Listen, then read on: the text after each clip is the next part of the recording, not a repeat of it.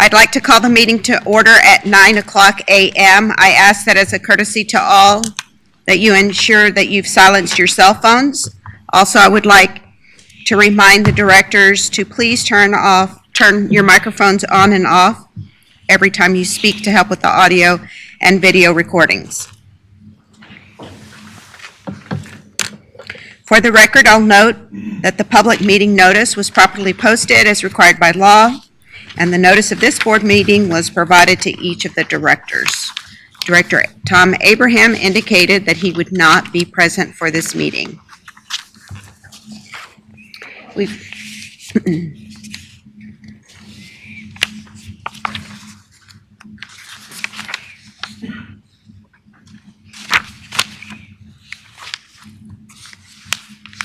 reached the portion of the meeting where we've set aside time to hear from you, the general public.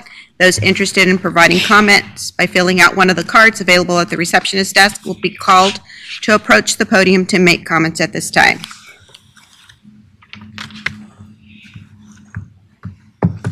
Seeing that no one wishes to speak, we will move forward on the agenda.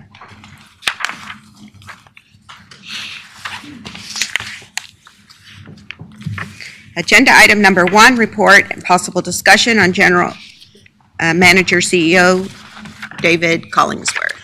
Chairman, this morning I have no report. That's a first. Whoa. For time's sake, I have no report. For the record, wow. Agenda item 2, discussion and possible action on Texas Department of Public Safety, TXDPS, Memorandum of Understanding, MOU, by Tiffany Malzahn, Environmental and Compliance Manager. Tiffany, good morning. Morning, directors. This is just a bit of a paperwork cleanup item. The Texas DPS operates a statewide radio series of federally licensed radio channels for the use of law enforcement. And in fact, in about 2001, the recommendation came down from the state level that all law enforcement should preferably use this channel. So in 2003, BRA entered an MOU with TxDOT, and one of the requirements is that we adopt the NIM system as our incident management process in the case of an emergency. We did that in 2006. We discovered last year when we were updating the Lake Limestone Emergency Action Plan that TxDOT had reissued a new updated MOU in 2017, but they forgot to route it to river authorities. So we've been working and using their frequencies for about 5 years, not realizing the MOU we had in place is no longer relevant. So we are going to ask for permission for the general manager to enter into a new MOU with TxDOT. The obligations to BRA for operating under this MOU is that we use those frequencies, and those are our primary law enforcement frequencies. We participate in joint training exercises, which we do routinely through the emergency action plans, that we adopt the NIM system, which we did in 2006, and there's no fee for us to use these frequencies. Without this MOU, BRA would be expected to get its own federal license, operate its own frequencies, and we would very much have to go through the same process if we wanted to let anyone else operate on our frequency. We'd have to do MOUs with other entities. So this is really just a wonderful time-saving, headache-saving process for us. Any questions? Any questions for Tiffany? I'm getting the rolling finger. Director Luton has a question. Is it TxDOT or DPS? Oh, I'm sorry, DPS. Good point. Anybody else? All right, Tiffany, read the resolution, or Yes, ma'am. not Tiffany. Be it resolved that the Board of Directors of the Brazos River Authority hereby authorizes the General Manager, CEO, to enter a memorandum of understanding with the Texas Department of Public Safety for use of the Department of Public Safety's multi-band radio communication frequencies. You've heard the reading of the resolution. Is there a motion to adopt? So moved. Director Crone, second by Director Henderson. Please poll the board. Presiding Officer Flores, Yes. Director Huber, Yes. Director Taylor, Yes. Director Fernandez, Yes. Director Geezy, Yes. Director Henderson, Yes. Director Jimenez, Yes. Director Crown, Yes. Director LaChance, Yes. Director Lattimore, Yes. Director Leslie, Yes. Director Lloyd, Yes. Director Luton, Yes. Director Embro, Yes. Director Ruiz, Yes. Director Sanderson, Yes. Director Savage, Yes. Director Smith, Yes. Director Wilson, Yes. The next agenda item, the Board of Directors will conduct a closed meeting and executive session on the following matters. A, to consult with an attorney regarding litigation with respect to Allen's Creek Reservoir pursuant to the authority granted by Section 551.071 of the Texas Open Meetings Act, codified as Chapter 551 of the Texas Government Code, and to deliberate the purchase, exchange, lease, or value of real property in Austin County in relation to Allen's Creek Reservoir pursuant to the authority granted by Section 551.072 of the Texas Open Meetings Act. If you are not specifically involved in the presentation of the first executive session item, please excuse yourself from the boardroom at this time. With each executive session item, time will be allowed to clear the boardroom and call the next presenter. We ask that the public please wait in the break room in order to keep the hallways clear until the executive session is finished. The Board of Directors hereby reconvenes into open session at 10:35 a.m.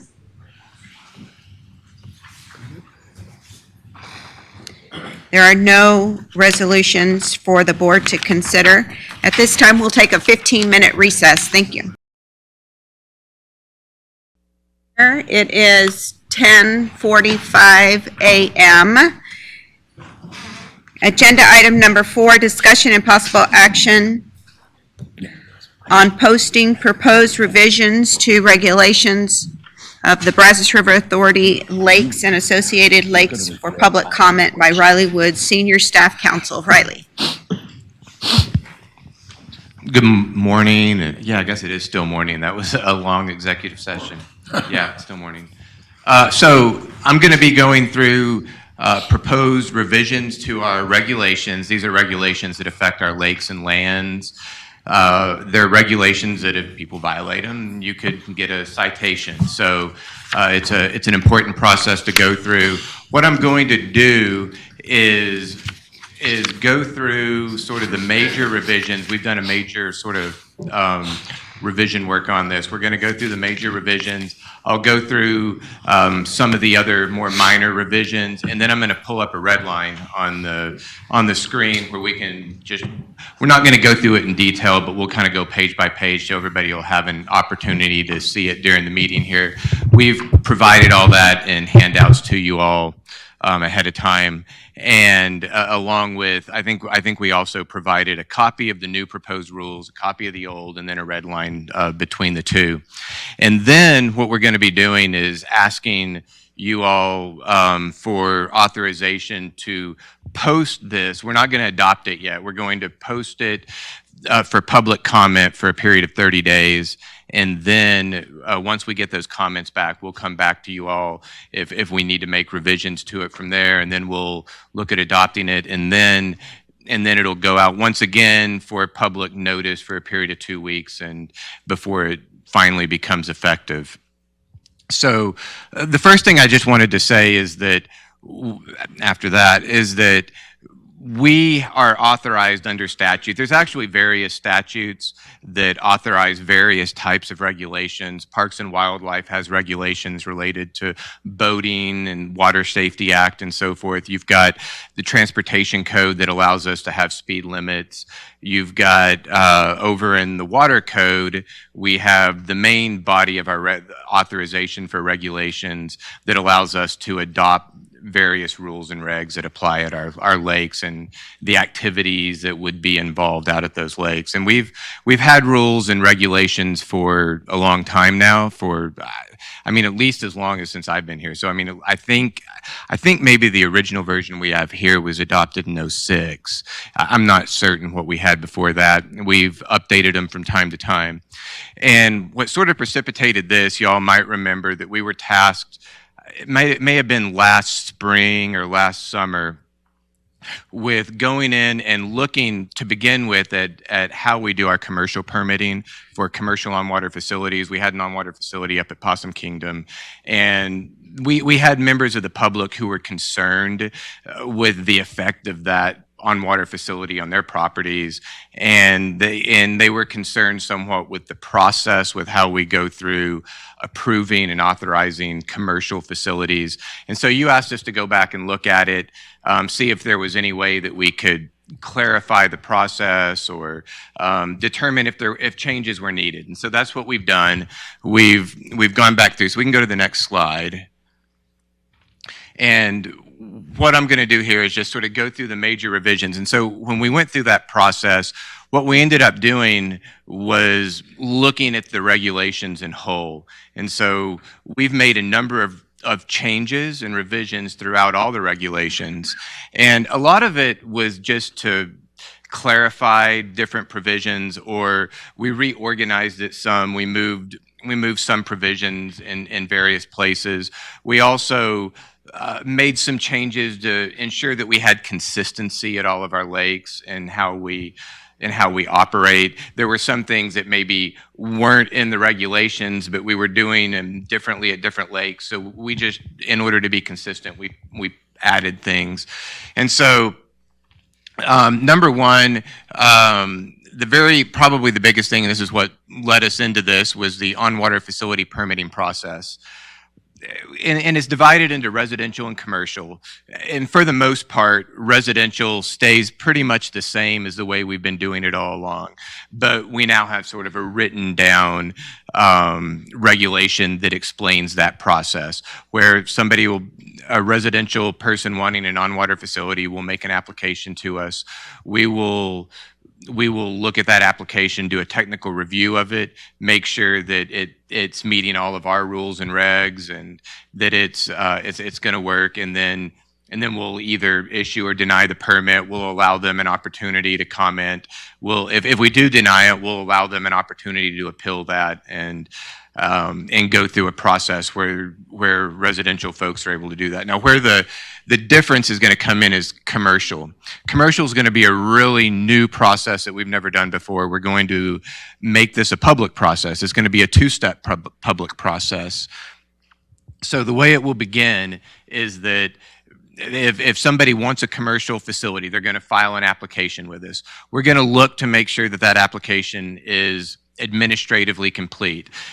We're not going to do a technical review yet. We're not going to look at it and say, hey, is this meeting all of our regs? Is it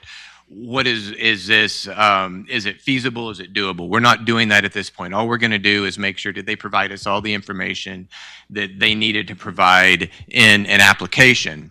And then we're going to go through a public process. The applicant is going to have to notify anybody who is an affected party. At a minimum, that's going to be anybody within 500 feet of the proposed facility, and if it's in a cove, it would be anybody that's in the cove. And we'll work with the applicant to determine if there are other potential affected parties as well that they'll need to notify. So they'll have to notify affected parties. We're also, as part of that process, they'll advertise it in the newspaper for 2 weeks in the area. And so there are newspapers in the area of our various lakes, and so they'll have to advertise that for 2 weeks. And then after that, there'll be a public comment period for, I believe it's 30 days. And there'll be where members of the public will be able to comment, because as part of this process, we will post their proposed their proposal, what they're wanting to do, on our website, so folks can go to it and look at it, and they'll have an opportunity to comment on it. And then within 30 days of that notification, at the expiration of that comment period, there will be a public hearing. And that this will be hosted by the Brazos River Authority. And then the applicant will have the opportunity to come up. Members of the public will have the opportunity to come to this hearing and listen. The applicant will present what it is they're going to do. They'll present the details of it, the technical details of it, and the public will have an opportunity to make comment, to ask questions. BRA will have the opportunity, they'll have the opportunity to ask BRA questions on things, but understand, at this point, we will not have done a technical review of the permit. We'll be looking at it and listening as well. And so after that hearing, then it'll come to the Brazos River Authority for a technical review. And that's going to be the point where we're going to look at it in detail. We're going to make sure that it's meeting our rules and regs. We're going to take into consideration comments that were made at the hearing or in the public comment period, and make a determination on whether or not we want to move forward with the permit or not. Yes. Have that technical review of the permit before you even get to the public hearing? Because when they start asking questions, you're not going to be able to say, well, we haven't reviewed. Well, the questions they're going to be asking us at the public hearing should be more process related, because the idea here is we don't want to put all the effort. I mean, because a technical review process can be quite lengthy, and we don't want to go through that entire technical review process until we've given the public the opportunity to take a look at it, so that otherwise we're going to end up having to go through that technical review process twice. We're going to end up doing it at the beginning, and then if you have a situation like happened before where now the public has come forward and brought up all kinds of issues that we weren't aware of, that weren't affecting what we were doing, it's going to end up drawing the process out longer. And so that's why we're doing it in the order we're doing it.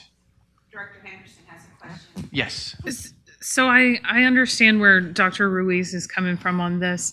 Are you asking for us to make any action at the public hearing, or is this just a venue for the public hearing to be held? Yes, Tell me more about and so that. no, there wouldn't be any action. It's not a public hearing that the board comes to. It's just a. I don't believe so, right? It's just a public hearing at a venue, and it may be up at the lake. It may be at the actual lake where where the facility is going to go in. Basically, it's a hearing that allows the applicant to get up and explain to the public what it is they're planning on doing, what they want to do. See, that's one of the biggest problems we had is members of the public were saying, hey, we had no idea. You all were they gave you this application and you all been working on it, and we had no idea this was going on. So what we're attempting to do is bring the public in early so that the public has an opportunity to hear everything that we're hearing up front at the same time we are, and we can get their comments and thoughts before we go into that technical review and start looking at it. So there's not going to be like an action item that comes out of the public hearing other than for BRA to now proceed to the technical review phase if that's deemed appropriate to do at that time. Sure. So is this in line with the way other permits are issued, like in other municipalities? Because I feel like this is a little bit backwards, where you review it and then that public hearing is really the final step for the public to put their input in. That way the BRA staff knows what's affecting possibly their neighbors. So I say that because a lot of permits that I've been part of a public hearing, if you don't move dirt fast, then people think something happened or we stepped in the way. So I don't want that to happen. Jen, let me answer, and then we're going to let Riley keep on going, so that way I think the pieces will come together. Okay. But a couple of months ago, like he said, we had several people from the community come and start talking about projects, and it kind of gave the ownership on BRA, because they were like, why didn't you let us know? Why? And so we never had any of this step. And so us as a board, having listened to what the public was saying, went back to the BRA and said, look, we think you need to put something in there to allow or make these owners do their own public hearing to notify the community. And so that's what this step is. It's really not, it's not BRA doing a public hearing. It is making the person that wants to do that project, putting the ownership on them to say, you have a responsibility to go out to the community, let them know what you're doing, and then it helps with transparency, it helps with that communication, and really does, it's a great community partnership because everybody understands then what's going on with the project. So kudos to all of y'all for listening to the board recommendation, and I appreciate the community coming to us saying, this is a flawed part of your step, and so thank y'all for doing that. But Riley, why don't you go ahead and continue with this portion of the corrections and the plan, and then we can have some more questions, because I think seeing the whole picture and understanding, I think that'll help answer some questions. Mr. Lotto? I'm sorry, can I ask one quick question? You keep calling this a hearing. Is this for record? In other words, is it going to be sworn testimony, or is it just a conversation? No. It's not going to be sworn testimony. It's not that type of hearing. So it's just going to be a meeting? This is very much what she just said, and I should have emphasized that at the beginning. This is going to be, the BRA is going to host it. The BRA will be there to answer questions if something comes up from like a BRA process standpoint, but this is very much going to be applicant-led. Applicant is going to be paying for it. Applicant is going to be the one responsible for notifying it. We're just going to help kind of hold the applicant's hand through the process to make sure that it's done right. Thank you. Okay, so once we get through then we'll do a technical review. Once we've gotten through the technical review process, we're going to make a recommendation. We're going to either have some changes to it, or there might not be changes, and then there's going to be another public comment period. So now the applicant is once again going to have to notify everybody. We're going to go through another 2-week newspaper notice. They're going to have to send notices out to all the affected parties and let them know that they're going to have 10 more business days to be able to comment on this final version of the permit. And so once that process is done, so they'll do their notifications, the 10 days will tick off, and then once that has closed and we've received final comments, we'll take a look at those, and if it make any additional changes that may need to be made, and then BRA will make a decision as to whether or not we're going to approve this permit in whole, in part, deny it.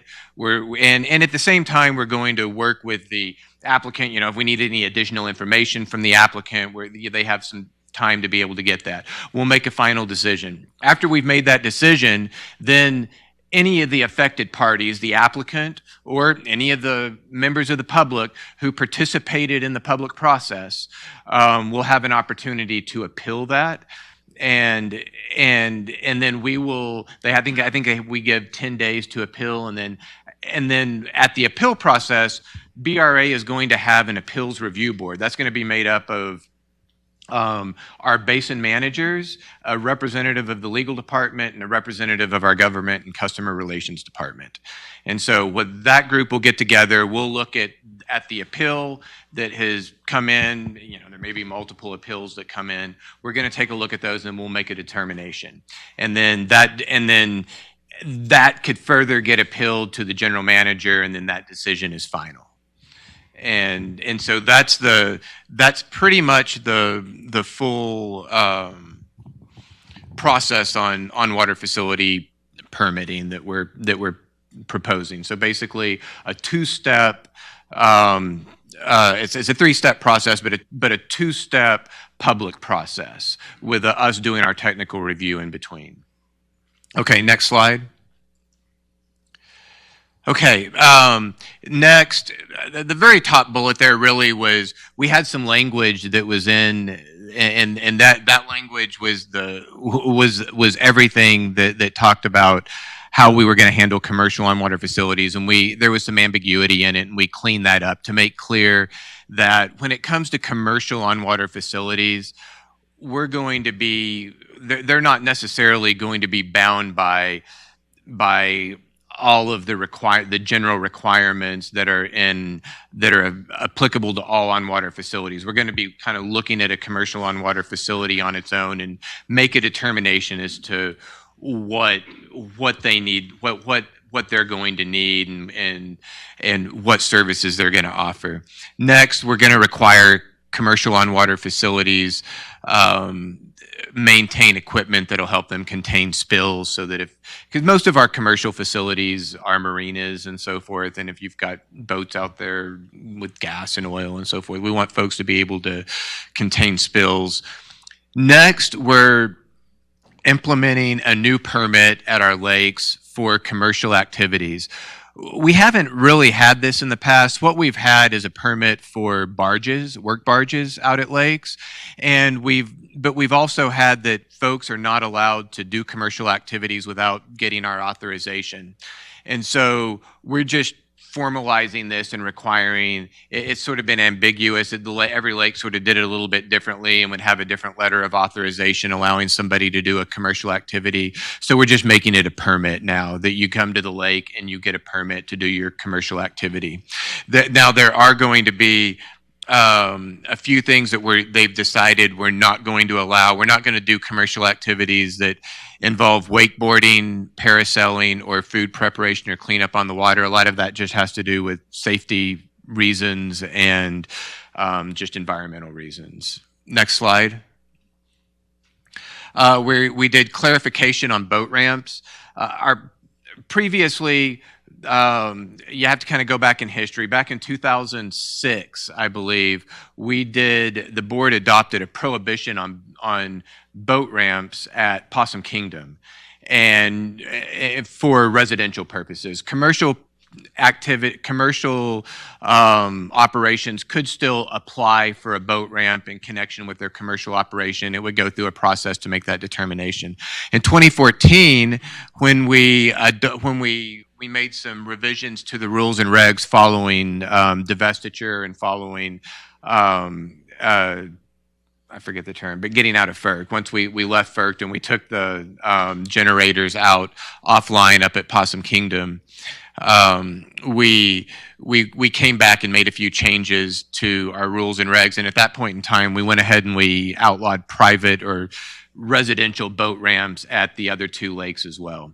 So the rules and regs previously basically said that private boat ramps are not permitted, and what that meant was residential boat ramps. That was unclear, so what we've done is divide that out and make clear that residential boat ramps aren't permitted except for those that were in place prior to the dates where they were prohibited, in which case those boat ramps that were pre-existing, they're grandfathered, they're allowed to continue. And when it comes to commercial boat ramps, they're going to have to get a commercial activity permit in order to establish one, and we'll go through a process to make a determination of whether or not it's something that we'll allow or not. We made a change to our camping at public use areas. What we've changed this to be is that it used to be a maximum of 10 consecutive days in a public use area. What we've done is no more than 10 days. They don't have to be consecutive, but in a 30-day period. And once you've reached 10 days in that 30-day period, you're not allowed to camp at that reservoir in any of the facilities at that reservoir for a period of 30 days. And then you can come back and you can camp there again. And that's just to avoid, I think some of the lakes have had some problems with camping issues, and it's to hopefully alleviate some of that. Now, they could go from, be camping at Granbury and reach their 10-day limit, and they could go up to PK and camp. And then 30 days pass, go back to Granbury. Floating equipment, we just expanded the language in this section dealing with equipment. A lot of times folks will put maybe slalom courses or trampolines or other things out on the lake. We just make clear that you can only have those out there. They have to be temporary in nature. They have to be able to be removed. And if we ask you to remove them, you got to remove them. If we have like a health and safety reason or some other circumstance that it's impeding operations out at the lake and we believe it needs to be removed, then you need to remove it. Next slide. Fuel storage. We added a new section on fuel storage, is making sure that if people are storing or dispensing fuel at the lake, that they're following applicable rules and statutes. And then we have several rules and rules that we're embedding as well that have to do really with environmental things. We want folks to be responsible with their with fueling stations and so forth, have spill cleanup equipment available like we talked about earlier, just have various protections involved when it comes to fuel. And then historical and cultural resources. We've added some provisions that are related to protecting archaeological and historical features, that you don't just go out there and disturb something. If you're let's say if you're dredging or if you're doing work, you can't just go and destroy property. We don't want you, if you're on our lands, you're not disturbing the land, you're not digging, you're not doing things without our permission. You need to come talk to us first. And we had language previously in our regs that dealt with prohibitions on that. We clarified it and added a little bit more when it came to historical and archaeological features. Okay, next slide. Okay, other revisions that we've done. Once again, as I said earlier, we reorganized and reworded for clarity. We changed the rule requiring watercraft operation. It used to be within 50 feet of a shoreline or dock, and so we changed it to 100 feet. You've got to operate slowly within 100 feet. Watercraft operators are going to have to notify us if they abandon their watercraft. We require a fairway distance between two commercial facilities of 1.5 times the length of the longest slip that's going to be in the two facilities. We've added language clarifying that violation of on-water facilities or rules, we may revoke your permit if you violate our rules. Gives us a little bit more authority. Sometimes in the past we had difficulty having the ability to go in and deal with somebody who's not operating their on-water facility properly. No placing of poisons, salt blocks, feed, or trap on BRA property. No bow hunting within 100 feet of an on-water facility or restricted area. I think it used to be a smaller distance. We changed it to 100. No operation of drones over restricted areas, and no placing of tramway systems over the water. I think some folks have wanted to put almost like a cable car system going down to their dock, and we're saying no, because I think there's been problems with that in the past. Next slide. No stopping, standing, or parking vehicles where a posted sign prohibits it. No commercial activities involving solicitation to guests in BRA parks. And no placing private notices, signs, or advertisements except by BRA written permission. And that doesn't apply to leases. Leases will have that built into their lease. So, Lisa, could we go ahead and bring up the red line real quick? I just want to run through it. We'll do it briefly, and if y'all have any questions, stop me and we can talk. We can talk about them. But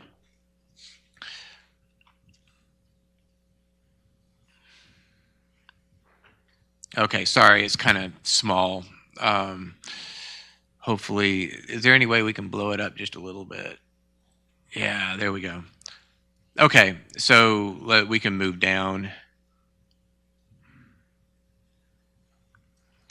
And you can kind of just keep scrolling. So a lot of it hasn't changed. We've just changed a little bit of information here and there. You can keep going. So on-water facility, let's see, we removed some definitions that just, those terms weren't used anywhere. I think we used to have a shoreline management guide, and those terms had been carried over from that shoreline management guide. We had to have that for FERC purposes back when we were in FERC at Possum Kingdom, and I think those were just holdover definitions that just didn't apply anymore. Okay, keep going down.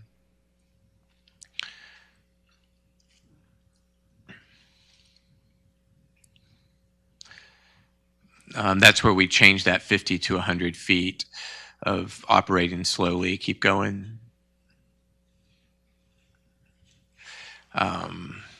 You can keep going on water facilities. So what we've done on this on water facilities is we rearranged it a little bit.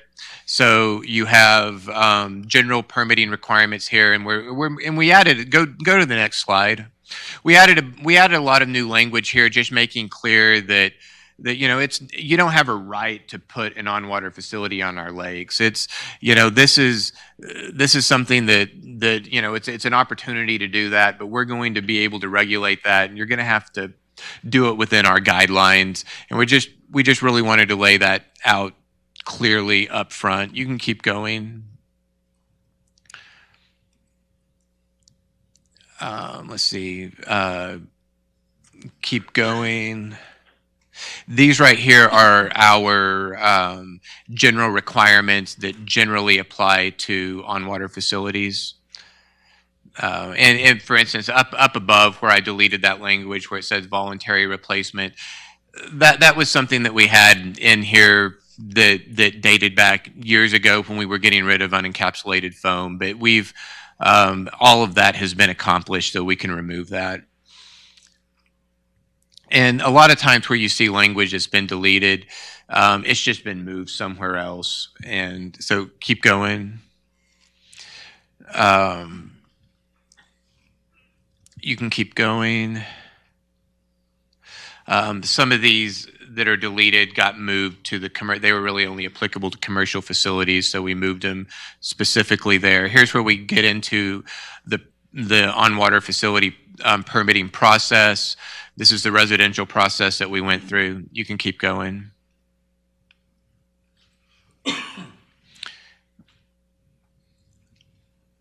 Okay, and then we get into specific on-water facility requirements. It used to, that very first one that says no more than one residential on-water facility on a shoreline, that used to be in the general section, which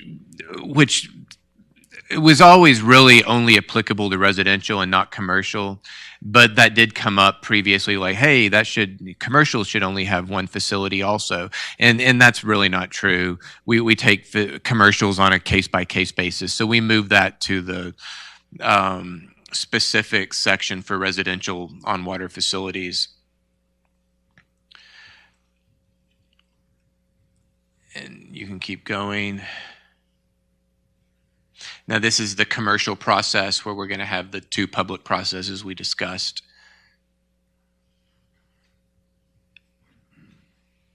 And it is quite detailed and wordy, but we felt that was better in order to really clarify the process that would be involved. So Riley, talk about what's next. What's next? For what we're asking the board to do, and then what's going to happen with the public comment and to Yeah, get these approved. so yeah, the next, you can keep scrolling through this and I'll keep talking.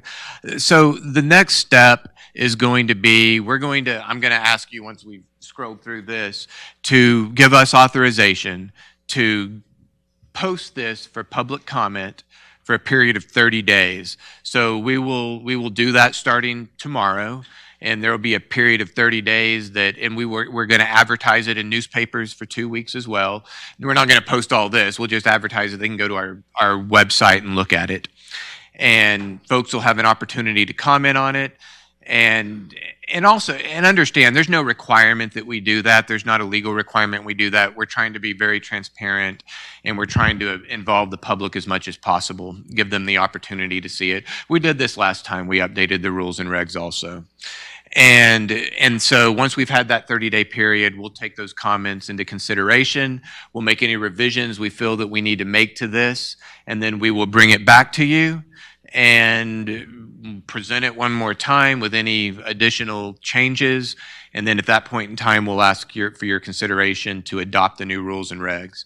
Once they've been adopted, as we stated before, we would then advertise it for 2 weeks in papers of general circulation within the areas of the lakes where the lands are located. And after that 2-week period, then they would go into effect. And so, as you see here, most of these provisions, they would just move from other other places. We didn't change the language much.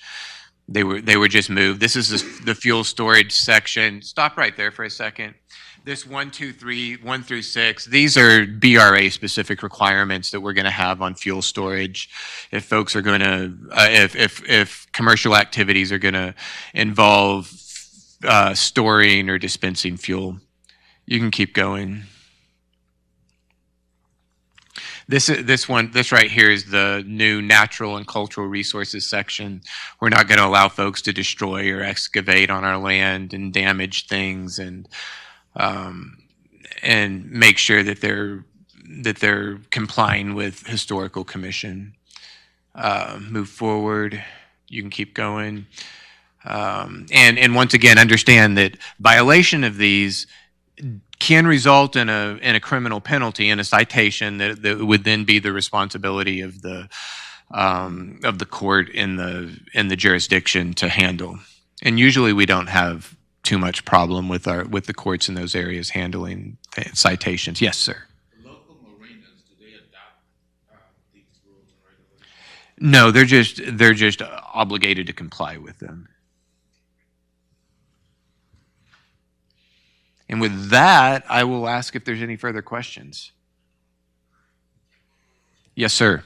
Item 4D, I just don't know, why did we remove stationary inflatable devices which are 10 feet or more in length and width? I don't even know what those are, but I was just wondering. Stationary devices that are, Yeah, can you? it says can you go to that 4D section? on water facility, residential on water facilities, and commercial on water facilities where they're floating in the water, cantilevered over the water, yada, yada, yada, or fixed to the lake bed, including but not limited to docks, piers, and platforms.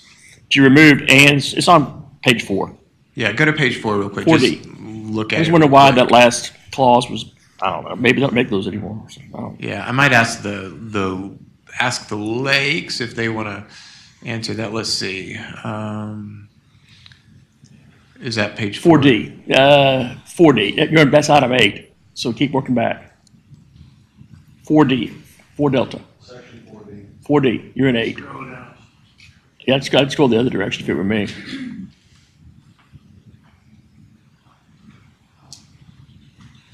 Maybe not.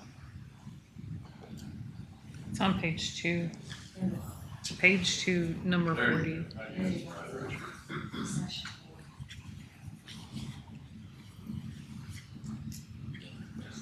Keep going. You're at 8, man, keep going.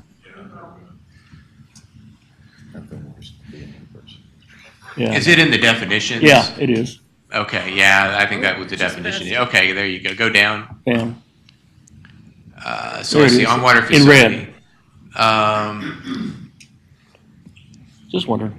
Residential on water facilities and commercial water facilities, whether floating on the water, cantilever over the water, or fixed to What's the item in red all about, is what I'm asking. platforms.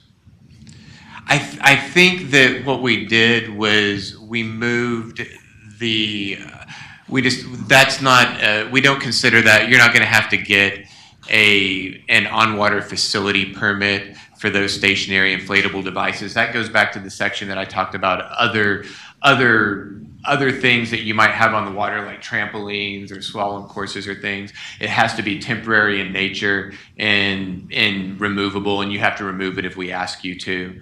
I believe that, is that correct, Connie Randall? Yeah. And the second one is on 7B3. I'm just wondering, watercraft being Can you go down within, to 7B3? Or right there. I see the whole thing going from 100 to 50 and all the other stuff, but I just want to make sure, these 100-foot, nothing has happened subsequent to 2014 where we may have stubbed our toes with this 100-foot deal, and all of a sudden you go, oh, look, we let someone build something. You mean on number 2, where we're Item changing 3. from 50 to 100? No, item 3, nothing's happened. I gather that subsequent to 2014, whenever this was put in place, that maybe we stubbed our toe on that 100-foot deal and not really realized it. Not that I'm aware of. I mean, I'd have to ask the lakes, but I think I could be wrong. Is this straight out of the Water Safety Act or code as to like the 100-foot limit? Yeah. Yes, for fishing piers and Yes, yeah. Okay. I think that's a statutory That's all I got. number. Director Henderson has a question. Yes. So it looks like what you're looking for action on today really relates to the public hearings? No, So- no. No. Okay, two different things. So the public hearing that we're talking about would be, if we ultimately adopt these rules and regs, then if somebody wants to have a commercial facility, then they would have to apply to us, and then there would be that public hearing process. What we're doing right now is, for the rules and regs, we're going to allow for a public comment period. There's no hearing. It'll be now at the next board meeting, members of the public absolutely are welcome to come in, and they could come up and they could make comments if they wanted to, but it's not going to be a public hearing. They could come in and say, hey, there's some things that I made comments on during your 30-day public comment period on this, and I just really want to reiterate them because I don't want you adopting this with such and such rules. Yeah. So members of the public can come in at the board meeting where we go to adopt this. So let me make sure I understand. I'm probably going to say what you just said. So what you're asking for action on is for us to allow you to get the comments on all of this that you just put. Yes, ma'am. And we're also allowed to give you those comments during that period. So if we go through this when we get home and see something else, we can just ask you directly. Yeah, I think so. Yeah, you Perfect. could provide us comments as well. Yeah, anybody can provide comments. Yes. Awesome. That's it. All right, seeing there are no other questions, we're going to ask to read the resolution regarding posting the proposed revisions and regulations for public comment. Please read the resolution.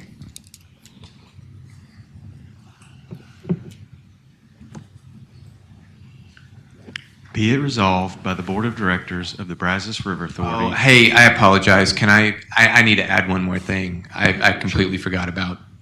So I totally apologize. Go to the resolution real quick. We are doing one more thing. This third, be it further resolved. What we're doing in order to sort of facilitate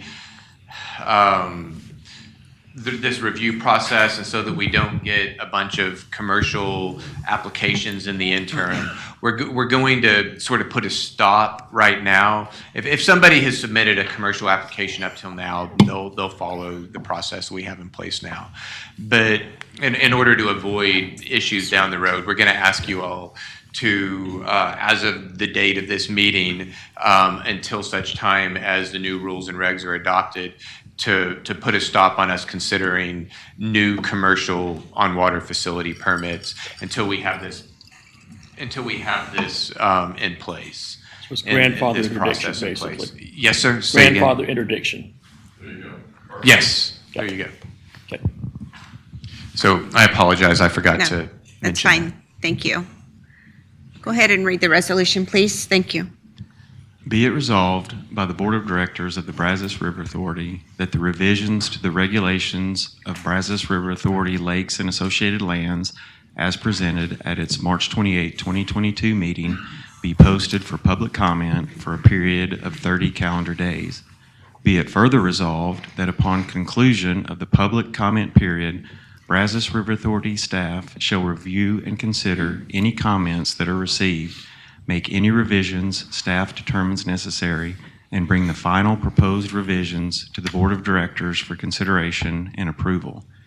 Be it further resolved that beginning upon the adoption of this resolution, the Brazos River Authority shall not consider any new commercial on-water facility permits or amendments, modifications, revisions to existing commercial on-water facility permits until such time as revisions to the regulations of Brazos River Authority Lakes and Associated Lands are adopted by the Board of Directors and become effective. You've heard the reading of the resolution. Is there a motion to adopt? A motion made by Director LaChance, a second by Director Wilson. Please poll the board. Presiding Officer Flores, Yes. Director Huber, Yes. Director Taylor, Yes. Director Moran, Yes. Director Fernandez, Yes. Yes. Director Henderson, Yes. Director Jimenez, Yes. Director Crum, Yes. Director LaChance, Yes. Director Lattimore, Yes. Director Leslie, Yes. Director Lloyd, Yes. Director Luton, Yes. Director Embro, Yes. Director Reed, Yes. Director Sanderson, Yes. Director Savage, Yes. Director Smith, Director Wilson. Yes. Next agenda item, number 5, discussion and possible action on Lake Limestone Tanner Gate project contract by Brad Brunette, Central and Lower Basin Regional Manager. Brad.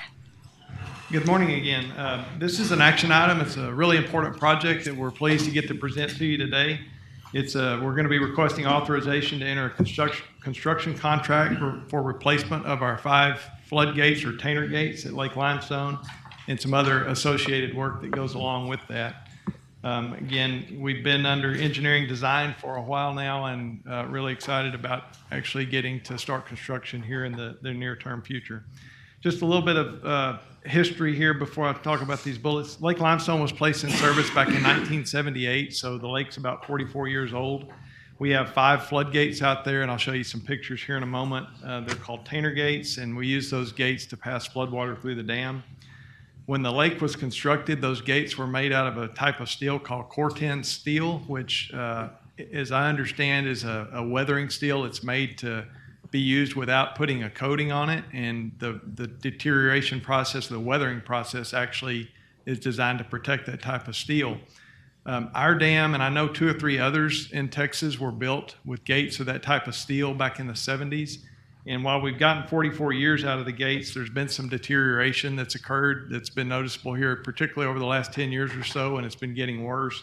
And it's not unique to us. Other dam owners that had similar gates have been dealing with the same problem. So we had some engineering inspections. You know, we do multiple inspections on our dams. We have outside engineers come in for 5-year inspections periodically, and we do annual inspections, and then our maintenance group does inspections even more frequently than that. But during those inspection process, this has been something that's been identified as a priority that we needed to address.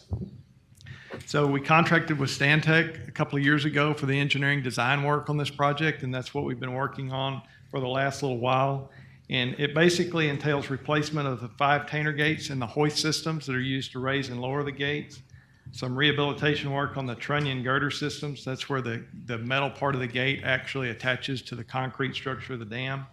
And then some other miscellaneous work, including some concrete repairs, new railings and ladders, access platforms on the gates, and then rehabilitation of some of the electrical components that are associated with operations there. And then also lastly, installing a cathodic protection system on those gates. So this is just a view from the downstream side of the dam. You can clearly see all 5 of the gates there.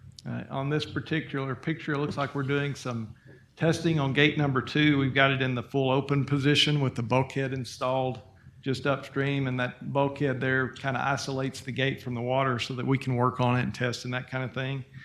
When we open these gates for flood operations, we typically open them in 6-inch increments, and so you can see that one is opened, I think, probably about all the way for testing purposes. You can really see the size of these gates, just comparing the people up here on top of the dam and the vehicle.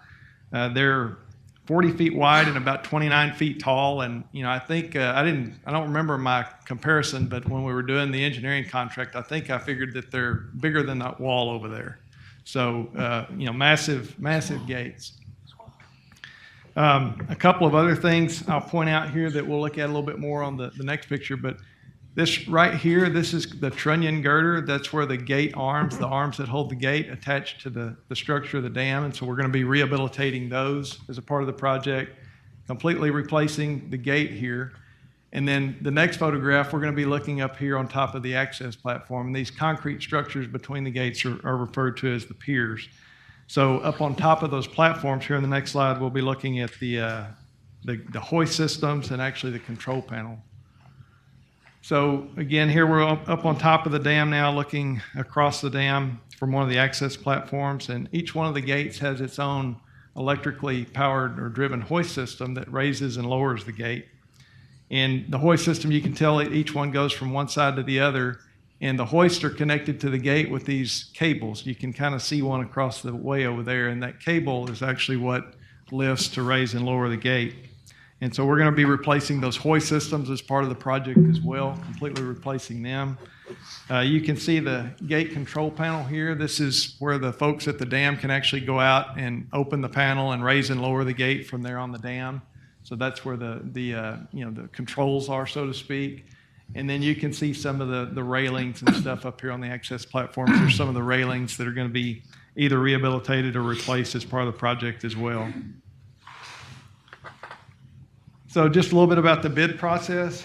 We completed our engineering design late last year, Stantec did. We advertised for bids on December the 17th. We had a mandatory pre-bid site visit on January 22nd, where we offered both a morning and an afternoon session for that to try to accommodate as many contractors as we could. We then followed up with a non-mandatory site visit on February the 2nd. I believe we had some follow-up from a couple of subcontractors that wanted to come out and take a look, and so we accommodated that. And then our bids came in and were opened on March 4th, and we were real pleased to receive 4 bids. All 4 bids that we received were kind of reviewed for, first of all the administrative requirements that we require, and they met all those qualifications. And so then we stepped into the process of having an internal BRA review team, as well as the Stantec engineering team went to work reviewing those bids to make sure that that everything was in order, that the contractor understood the project, had the qualifications, and so forth. And so this is the slide here lists some of the major qualifications that we had in the bid. We were requiring at least 15 years of experience with major dam rehabilitation projects, including large retainer gate installation, and also multiple projects where the bidder actually served as the general contractor, as opposed to just being involved with the project. And then we included some specific requirements for the contractor to follow with regard to qualifications that manufacturers of some of the proposed new components and equipment that were going to be required to be acquired for the project. We've got some specifications there that we wanted to make sure that the contractor was aware that they had to follow. So here you can kind of see some information about the bids that came in. First of all, I'll point out that Stantec's opinion of probable construction costs, they provided that to us last year as part of the design, was $17.5 million. You can see the 4 companies here that submitted bids, as well as the bid amounts. And you can see the bids range from a low of $17.7 million up to a high of about $37 million. And, we have a lot of times where our estimates don't turn out to be reality. And on this one, want to give a shout out to the Stantec folks that they really did a good job with an estimate, especially considering, the volatility of the construction market here over the last year or two in terms of, their estimate and the low bid were, pretty much right on the money together there. So Why such a wide range? I think just because of the market volatility and, the high bid company, that was a company that is typically more of a coatings company. We didn't really get into evaluating the details of all the bids. We were looking at the lower ones first, but that company probably wasn't as comfortable with the project and included a little bit more money for their risk because they just hadn't done as many of these, whereas some of the other ones are more familiar with this type of work. And I might let if anybody else can speak to that later on, but I'll go ahead and roll on through here real quick. The McMillan's Jacob Company, after we went through and reviewed their bids, our team internally, as well as the Stantec team, were very comfortable with them and the project, but we still scheduled a Microsoft Teams meeting with them a couple of weeks ago where we had our BRA team and the engineers on the call. We just wanted to have them articulate their approach to everything to make sure that the understanding of the project and the communication was there, that what we wanted is what they were understanding we wanted, and that their approach to performing the work for that cost sounded reasonable. And that was a very good call. There were no surprises. They were very prepared and answered all the questions that we had.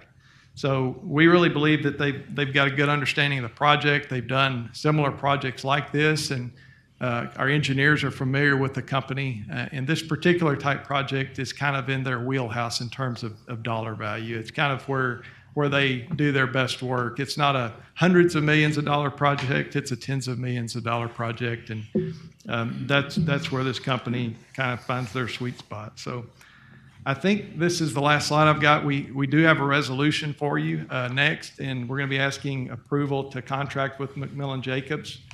We've got a 10% contingency added to that $17,705,485 number, just in the event we have change orders moving forward, so we don't have to come back to you for those. So I'll stop there and answer any questions, or if any of the other folks on the BRE team want to elaborate on anything further. I don't see any hands for questions. I would like to say, just very quickly for you and all the other presenters so far today, I appreciate the history of the project, because it helps us to understand, because we talk about a lot of these early on, but I do appreciate y'all going back and doing some history. It helps us really make a good decision. So on that note, please read the resolution. Be it resolved that the Board of Directors of the Brazos River Authority hereby authorizes the General Manager, CEO, to execute a contract with McMillan Jacobs Associates for construction services required to complete the Sterling C. Robertson Dam Tanner Gate Replacement and Improvements Project for an amount not to exceed $19,476,000. Be it further resolved that the Board of Directors of the Brazos River Authority hereby authorizes the General Manager, CEO, to approve change orders as deemed appropriate by the General Manager, CEO, subject to the aforementioned not to exceed value. Be it further resolved that the Board of Directors of the Brazos River Authority, in exchange for a salvage credit of $20,175, hereby authorizes the disposition and salvage of the following items, which are no longer necessary to the business of the Brazos River Authority and will be removed from the dam as part of the contract for the project: the 5 existing spillway Tanner gates, trunnion yokes, and trunnion yoke grout pads, the 5 existing wire rope hoists and appurtenances, and the existing railing system. You've heard the reading of the resolution. Is there a motion to adopt? Motion made by Director Crone, a second by Dr. Ruiz. Please poll the board. Presiding Officer Flores, Yes. Director Huber, Yes. Director Taylor, Abstain. Director Boren, Yes. Director Fernandez, Yes. Director Geezy, Yes. Director Henderson, Yes. Director Jimenez, Yes. Director Crone, Yes. Director LaChance, Yes. Director Lattimore, Yes. Director Leslie, Yes. Director Lloyd, Yes. Director Luton, Yes. Director Embro, Yes. Director Ruiz, Yes. Director Sanderson, Yes. Director Savage, Yes. Director Smith, and Director Wilson. Yes. Item number 6, discussion and possible action on concrete assessment and service life evaluation, Castle CAASLE Amendment Number 1 by Mike McClendon, Upper Basin Regional Manager. Thank you, Presiding Officer Flores, members of the board. Good morning. This agenda item seeks to amend the professional service agreement with Gannett Fleming to review, evaluate, and provide design repairs to the lower walkway bridge within Moore Shepherd Dam. So as part of the Castle project, that's a 4-phase project. Back in phase 1 of the evaluation, Gannett Fleming staff, along with BRA staff, identified areas upon the dam that pose a higher risk if they were to fail. And so that's what you see here in this FN chart here. And within that FN chart, what you can see is we identified the deck slabs and the corbels that are the critical elements to ensure the longevity of the dam. And so that was phase 1 of the project. During phase 2, or phase 3, during a site evaluation, we found delamination of the walkway bridge that was identified between buttresses 8 and 9. So in the photographs on the right, you can see some of the spalling and delamination that has occurred on this member beam underneath the walkway bridge. And here's a closer up video or a picture of that.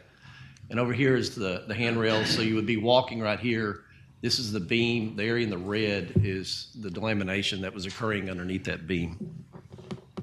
And so, although this is not a critical element that I mentioned, in that FM chart, it's not a deck slab and it's not one of the corbels.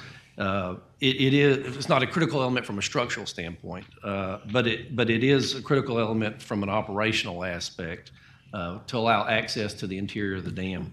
And so, as such, we're recommending that Gannett Fleming review, evaluate, and then provide the design repair recommendations as part of this project to ensure the safety of the project, or ensure the safety of our folks that utilize this walkway. And so during the interim period, to ensure that we could still continue to use the walkway before a permanent repair is developed, our RSMU group fabricated the supports and coordinated with Gannett Fleming to ensure that it was still safe to utilize the walkway. And so these photographs just show some of the fabrication that our RSMU group conducted to make sure we could still use the walkway.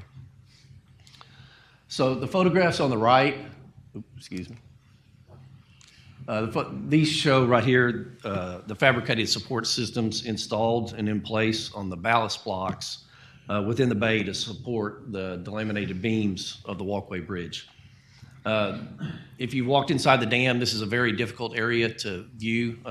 From above, you're actually walking on top of the beam, so you don't see it. If you're down below, you've got those large concrete ballast blocks within the bays, and so this is a very hard area to see. And so we were lucky that we found it.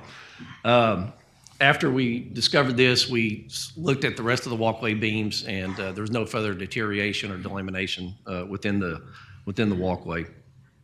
Our existing Phase 3 contract, professional service agreement with Gannett Fleming is $774,000. The proposed amendment, number 1 to this contract, is $60,000. And in that, Gannett Fleming would review the record drawings, shop drawings, and the construction drawings. They would perform an evaluation of the member and then make a recommendation and then prepare the construction drawings. And then we would move forward with the fabrication of that through our RSMU group, and they'd make that come to realization. And then I also have a resolution for your consideration, but I can take any questions too that you might have on this project. Brett, I have one question. Is that above and beyond the contingency of the whole project, or is that just for that phase and we still have contingency with the project? Well, each phase, I've come to the board. Phase 1 had a not to exceed, and we've completed that. Phase 2 had a not to exceed, we've completed that. And this is Phase 3. And so when I originally got the approval, I didn't add that 10%. So this generally would have fallen within that, but I didn't do that at the time. So I needed to come back and seek the board's authorization. All right, thank you. Any other questions? Okay, I don't see any, oh, I do, Director. For them to tell you how much it's going to cost to fix it, not the cost of fixing it. Right. Yes, ma'am. No, this is to put us on the path to fix it. Well, yeah, it gives me the design to fix. And then our guys in-house fix it. Our guys inside our RSMU group will make the repair. That's right. Oh. All right, seeing no other questions, please read the resolution. Be it resolved that the Board of Directors of the Brazos River Authority hereby authorizes the General Manager, CEO, to execute Amendment Number 1 to the professional services contract with Gannett Fleming Incorporated for Phase 3 of the Comprehensive Assessment and Service Life Extension Project, increasing the total not to exceed amount by $60,000. You've heard the reading of the resolution. Is there a motion to adopt? A motion made by Director Smith, a second by Director Henderson. Please poll the board. Presiding Officer Flores. Yes. Director Huber. Yes. Director Taylor. Yes. Director Boren. Yes. Director Fernandez. Yes. Director Geezy. Yes. Director Henderson. Yes. Director Jimenez. Yes. Director Crone. Yes. Director LaChance. Yes. Director Lattimore. Yes. Director Leslie. Yes. Director Lloyd. Yes. Director Luton. Yes. Director Embro. Yes. Director Reese. Yes. Director Sanderson. Yes. Director Savage. Yes. Director Smith. Yes. Director Wilson. Yes. Agenda item number 7, discussion and possible action on revisions to the Operations Policies Manual by Matt Phillips, Legislative and Governmental Affairs Manager. Matt. Good morning.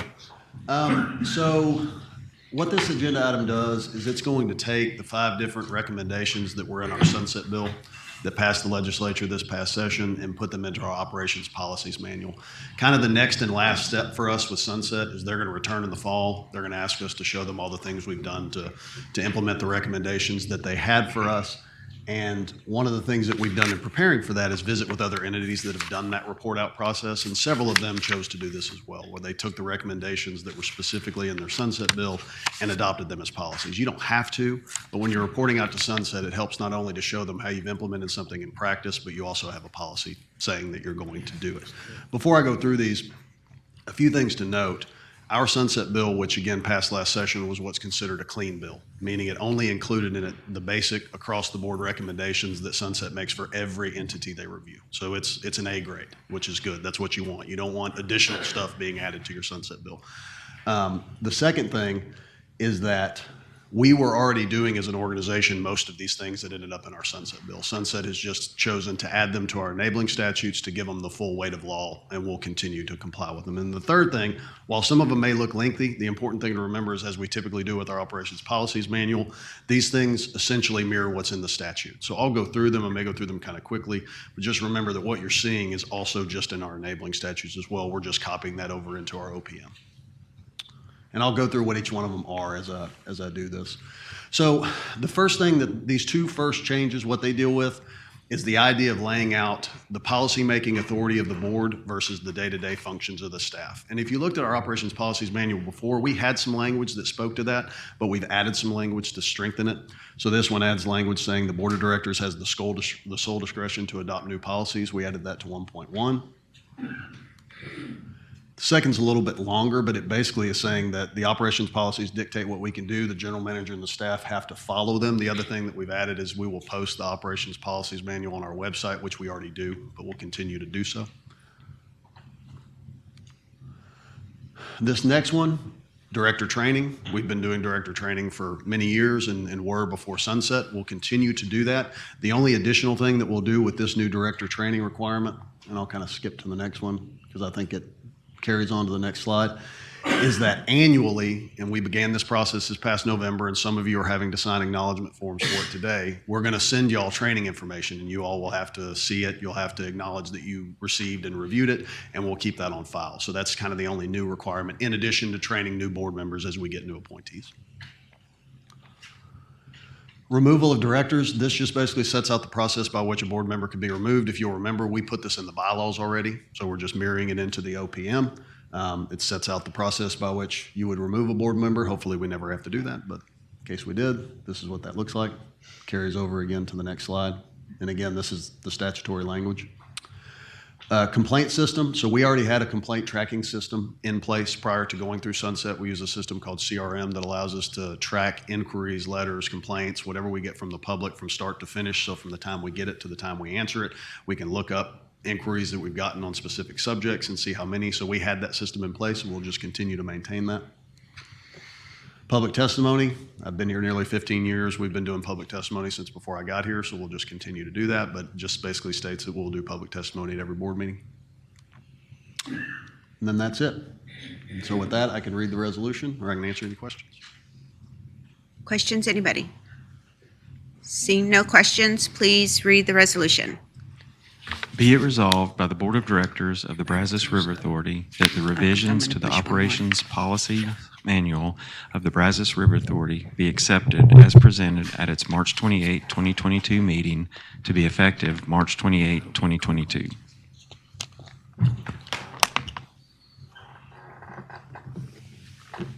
You've heard the reading of the resolution. Director Wilson motions first. Director Smith is second. Please pull the board. Presiding Officer Flores. Yes. Director Huber. Yes. Director Taylor. Yes. Director Warren. Yes. Director Fernandez. Yes. Director Geezy. Yes. Director Henderson. Yes. Director Jimenez. Yes. Director Crone, Yes. Director LaChance, Yes. Director Lattimore, Yes. Director Leslie, Yes. Director Lloyd, Yes. Director Luton, Yes. Director Embro, Yes. Director Reese, Yes. Director Sanderson, I'll abstain. Director Savage, Yes. Director Smith, Yes. Director Wilson. Yes. Agenda item number 8, discussion and possible action on surplus personal property by David Thompson, Chief Financial Officer. David. Okay, good morning. This is our routine here. So basically, state statute requires that the board approves anytime we're trying to get rid of personal property that is defective or too costly to repair, or simply we just don't need.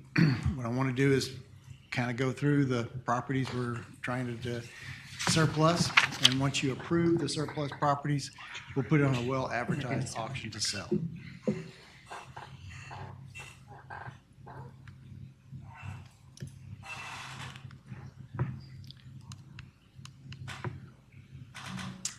Any questions? Was I too fast? Did everybody need to look at it? We're good, yeah.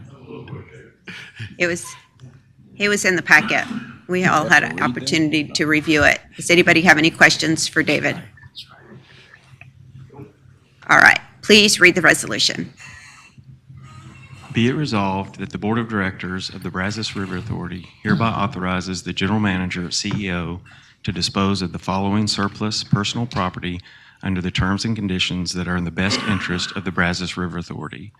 Be it further resolved that the Board authorizes the General Manager, CEO, in certain instances to continue to use and/or maintain previously authorized surplus property in a manner that is in the best interest of the Brazos River Authority until appropriate replacement property is received and placed in service. Items no longer needed or repairs not cost efficient. Lot 1, Quantity 1, Sontec RiverCat Acoustic Doppler Velocity Profiler, Model Whiskey Tango Charlie, Alpha Papa 1.5 Mike 01, serial number 0480. Lot 2, Quantity 1, Trimble GEO X-Ray Hotel 3000 High Accuracy Mapping GPS Unit, serial number 5123471-302. Lot 3, Quantity 5, Hydrolab Multiprobe Displays, Quantity 12, Charging Cables, Quantity 8, Hydrolab MS5 Cables, Quantity 6, Hydrolab HL4 Cables, Quantity 1, ISCO 6700, 581 GSM Modem and Rapid Transfer Device. Lot 4, Quantity 1, Motor Guide FWHB Trolling Motor. Lot 5, Quantity 2, Hydrolab MS5 Multiprobe Instruments. Lot 6, Quantity 4, HO4 Sones. Lot 7, Quantity 1, Thermospectronic Genesis 6 Spectrophotometer. Lot 8, Quantity 1, BWR 1515 Echo Incubator. Lot 9, Quantity 2, ISCO Autosampler, serial number 196 Hotel 00625, serial number 196 Hotel 00630. Lot 10, Quantity 4, Manning Environmental Autosampler, serial number 012317 Alpha 2, serial number 0302017 Alpha 1, serial number 062317 Alpha 1. One serial number unknown. Quantity 4, Marvel Scientific Model 6 Romeo Mike Whiskey Romeo Charlie Tango Sierra November or serial number 2016-100-509-2 Hotel. Serial number 2016-1207-084 Hotel. Serial number 2017-042-0047 Hotel. Serial number 2015-111-8006 Hotel. Lot 11, Quantity 1, Norditrack Commercial 2450 Treadmill, serial number Kilo 631 Romeo 0200-820.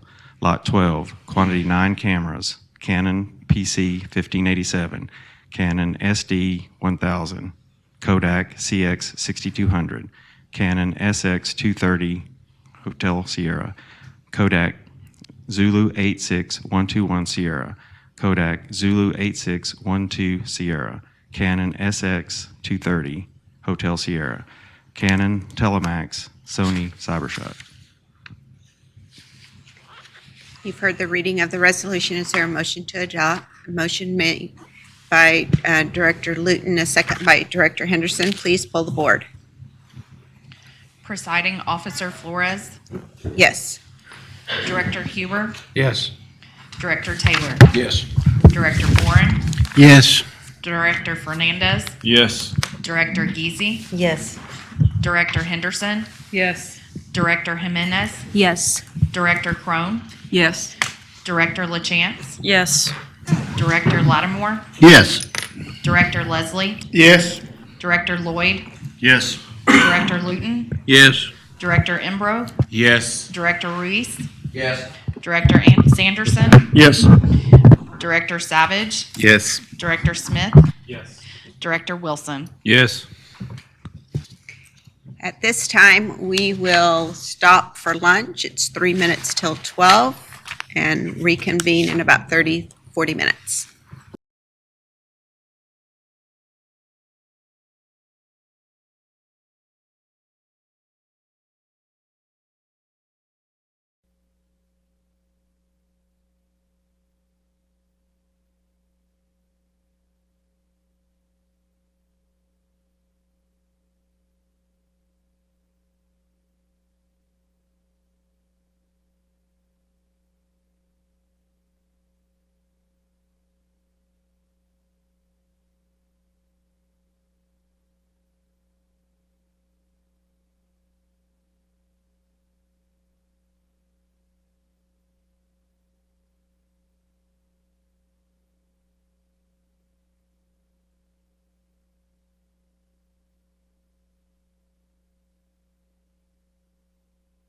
Out into two categories. The first are the short-term improvements, and we'll go through each of those in detail as we work through the slides. But short-term are ones that we've already implemented or will be implementing before the next strategic plan approval for FY23. And then we also look at some long-term improvements that we'll likely be looking at the FY24 timeframe to implement those. So to start with, we wanted to put some definition around our strategic plan and develop a kind of a strategic framework for us to work from. And at the very top, you'll see our mission, and that's really the why of our organization. We're all familiar with that, and that's the develop, manage, protect language. Next, we identified we're lacking probably a vision statement, and we'll talk more about it later. Working down from there, our guiding principles, the things that we believe. And then from there, it's really the work of the plan. The goals and objectives are what we would like to accomplish. And then, of course, the strategies and initiatives are how we get that work completed. At the very bottom there, another layer that we'll be spending some time on today, and that's how do we measure performance and how do we report that performance to you as we work through the plan. So to start with, another short-term improvement is we've implemented a new review process. This is something we're already working on.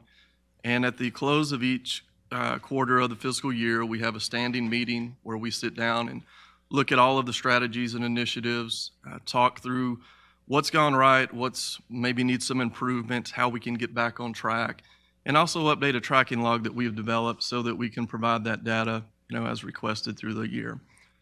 And additional to that, we will have an in-depth annual review that will be at the closeout of the fiscal year. And that'll be a little more concentrated meeting on evaluating those goals and objectives to make sure that there's still the direction that we want to be going as the BRA. And also update our tracking log, look at that performance, be able to start to develop some trends on how different initiatives are progressing. Also, the last bullet there, that's at the time when we could also develop a report for the board to give an update and show you the progress on all the initiatives. So when I talked about a tracking log, this is just a little snippet of what we've done. And we tried to position this as so that we've laid out all of our strategies and initiatives. We've assigned a management team sponsor to each one. We've also included a current status as well as a target completion date. And some of that was a product of what we heard in last year's strategic planning workshop. There was a lot of discussion around where are we at, what are the target completion date, just to be able to get that visual. At the same time, by doing this each quarter, we're able to start building that history so that we can actually develop those trends and see how things are progressing and present that data. Next, when I talk about vision statements, top line there, a vision statement says where the organization is going. If you think about really our mission statement, that's our purpose. That's why we exist. When you think about vision, that's our picture of where we want to be. When all of the goals and objectives are complete, what does our organization want to look like? So just a disclaimer, not official by any means and probably not what you'll see at FY23 approval, but that's just an example of what a vision statement could look like for the BRA. As we go through the process of internally vetting that out and getting some ideas around what that could be, we'll bring that back to you in July for approval. Next, I want to shift to some long-term improvements and likely looking toward the FY24 plan for these. And the reason we're waiting a little bit is we want to make sure that we're fully vetted, our review process is working, and the data that we're collecting is what we actually thought it would be. So we're going to look to shift from every year annual approvals to 3 to 5 year approvals. And the reason being that's kind of a philosophy shift from operational planning, which usually takes place on a yearly basis, versus strategic planning, which usually is more long-term. So we think that 3 to 5 year time period is probably where we want to land. And that's long enough for us to show results on our plan, but not so long that our goals and objectives would change. As we've gone through this process at looking through our initiatives and trying to develop those timelines of where we think they're going to be completed, it's pretty evident that most of ours usually carry over more than a year. So the multiple year approval will just help us not have to come back and get an approval for the same thing over and over and over. When we do pivot to that multiple year approval, this is what I talked a little bit about earlier, and that's our annual report that we'll be able to produce at the end of the close of the fiscal year. And at that point, we will have a document that will show the individual progress of each strategy and initiative, as well as a narrative discussion of any new challenges, opportunities that we may be looking at. And with that, it allows us to get all this data collected that we're putting together, put it into context so that we can give you meaningful data when we're talking about the strategic plan. And when we do have meaningful data, we can use that as the basis for decision-making and actions in future strategic plans. So it all comes full circle kind of with this reporting. So just to look ahead, kind of the timeline for the rest of this year, today was just a brief update on some of the new things we're doing. In the next board meeting, we'll review the 22 strategic plan as we did last year. At that point, we'll take your comments and things for consideration as we draft the FY23 plan. In June, we will post it to our BRA website for public comment. Again, that's something we did last year and it got some good feedback there. And in July, come back and present the FY23 plan for your approval. And I think, yeah, that was it. Any questions or comments on that? Be a lot more to come as we start implementing this. Yes. View of your key process indicators that you guys want to keep track on and see how, if you're meeting them or what's That's what going we're in on. the process of developing. So I've gone to each department head and kind of asked them, okay, we say we have these initiatives. What are the initiatives maybe? You tell me, how are we going to measure performance on this from year to year? And it could be something as simple as how many times we post content to our external social programs and different things to make awareness and bring those types of things. But still being developed, I guess, is the answer. We're working through those metrics now. Well, how do our customers measure us? That's where I would start. So what does a customer satisfaction metric look like for Dow or, the Gulf Coast water? It changes from time to time, and I think it changes based on how wet we are. Right now it's water availability. To some, it would be cost affordability. To some, moving forward in the future, it's going to be our ability to develop more water and make water available to them. So I think it's different for all of our customers. But I'll tell you this, our phone rings a lot more when it's dry and hot than when it's wet and cool. So responsiveness. So responsiveness and planning. Yeah. We ought to put our Sometimes when you're customers developing first. those, and you're getting this information back, it's sometimes a hard pill to swallow when you're seeing what you're really doing. Yeah, it is, and I want this too, because I want us to have accountability and tracking the projects, not from a financial standpoint, but from where we are and how we're making progress through multi-year projects. Because it's real easy to get lost in a multi-year project and go back and look, okay, well, we're 20% through the project. Have we spent 20% of the budget? Well, we need to have other ways to track to make sure that we're making progress and accountability in what we're trying to accomplish.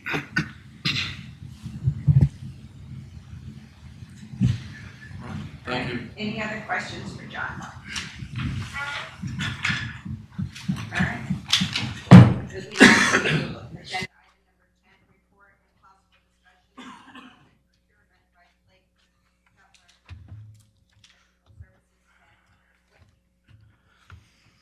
All right. Good afternoon. Thank you, Madam Chair and members of the board. This slideshow basically was put together. We've had a lot of questions here over the last few board meetings on different projects and our processes for completing those and things of that nature. One thing that's very difficult to portray up here when you're up here presenting is capturing a year's plus worth of work in 10 to 15 minutes. So this is to provide a little bit of insight into those processes associated with project procurement. So for starters, here are some key terms that you'll hear throughout the presentation. The main takeaways here: professional services considers those different disciplines there. The request for proposals is a solicitation for professional services, and request for bids is a public solicitation that we use for acquiring construction services. And also, as I work through this, I know this is going to be a lot of information. I'm going to try to move quickly. If you have questions or if I need to emphasize on something, just let me know and I'll provide more information. So we're going to start at the statutory level. So basically, before diving into the details of what's an RFB and what's an RFP and what's part of that process, we thought it'd be important to understand from, I guess, starting at statutory level down to policy, procedure, and process, what some of our limiting factors are and different things that we have to comply with. So if you look here at the statutory requirements, we have to select the most highly qualified provider for those services based on the demonstrated qualifications, and these are for professional services. We also have to comply with the TAC there and keep a list of at least 3 qualified providers for professional services used by the BRA. Now, understand, we kind of go above and beyond this. We utilize what's called our pre-qualified database, and basically that's a repository of folks in the professional services industry that's interested in doing business with BRA.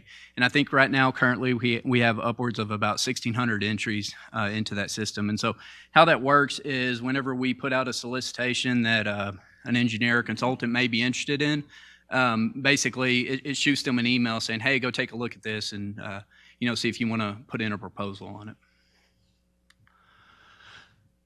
Some more statutory requirements.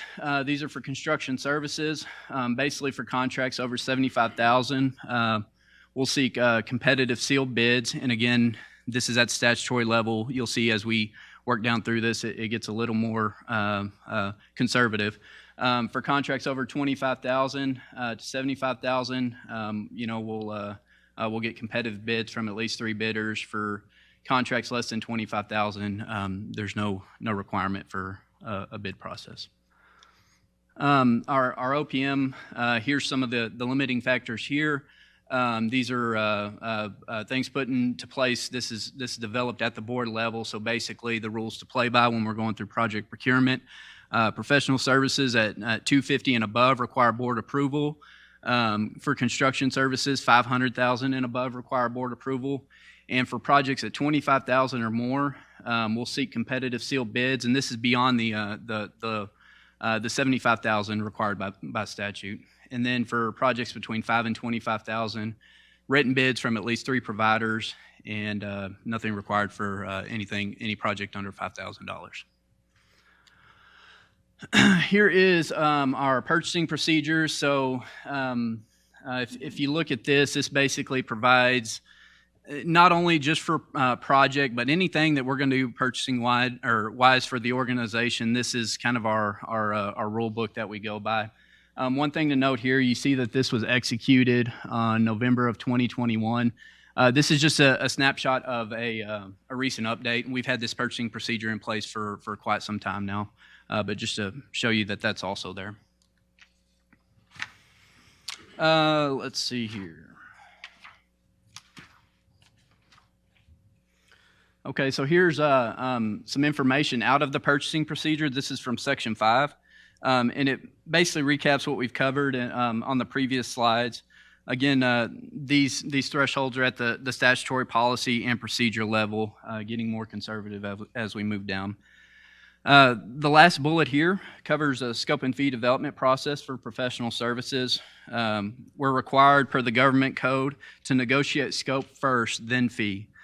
So this is a driver on how we do the scope and fee development process, how we evaluate, basically when we're evaluating proposals through that RFP process. We're evaluating qualifications or approach, the proposal that's received, not necessarily a fee. Once we develop those scope of services, then we can we start those fee negotiations. All right. A continuation for construction services.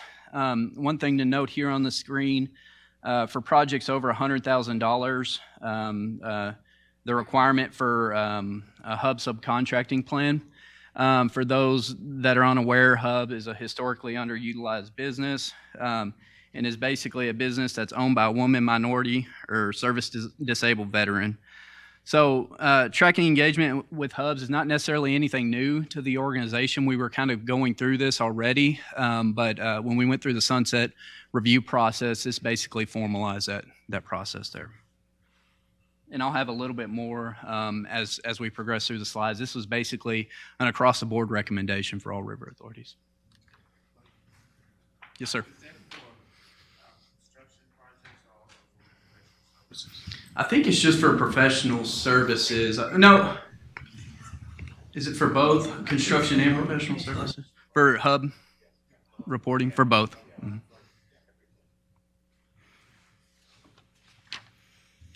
All right, so here's some of our guiding statutes on where we must post our requests for proposals.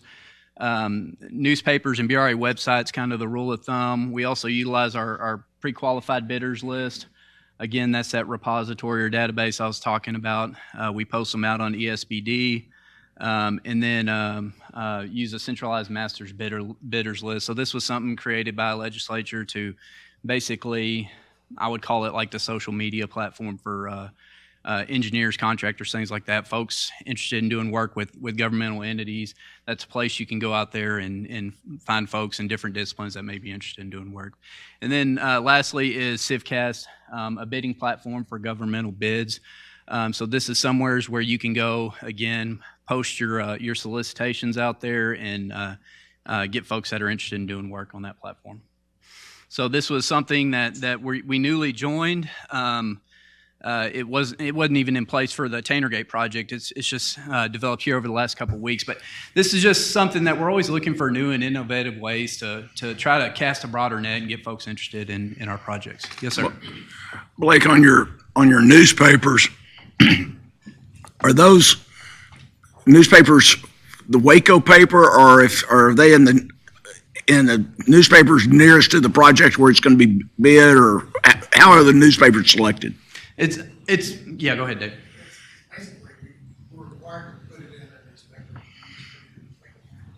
If we do see some opportunities to put it into like Possum Kingdom, but there's the Waco newspapers primarily where we put most of the bids. Being that I live here, does anybody read that thing? No, they're going to be doing this. They're going to be looking. I was saying the readership has gone. I mean, it's falling off. Want to know the numbers? It's falling off the rack. I mean, it's just.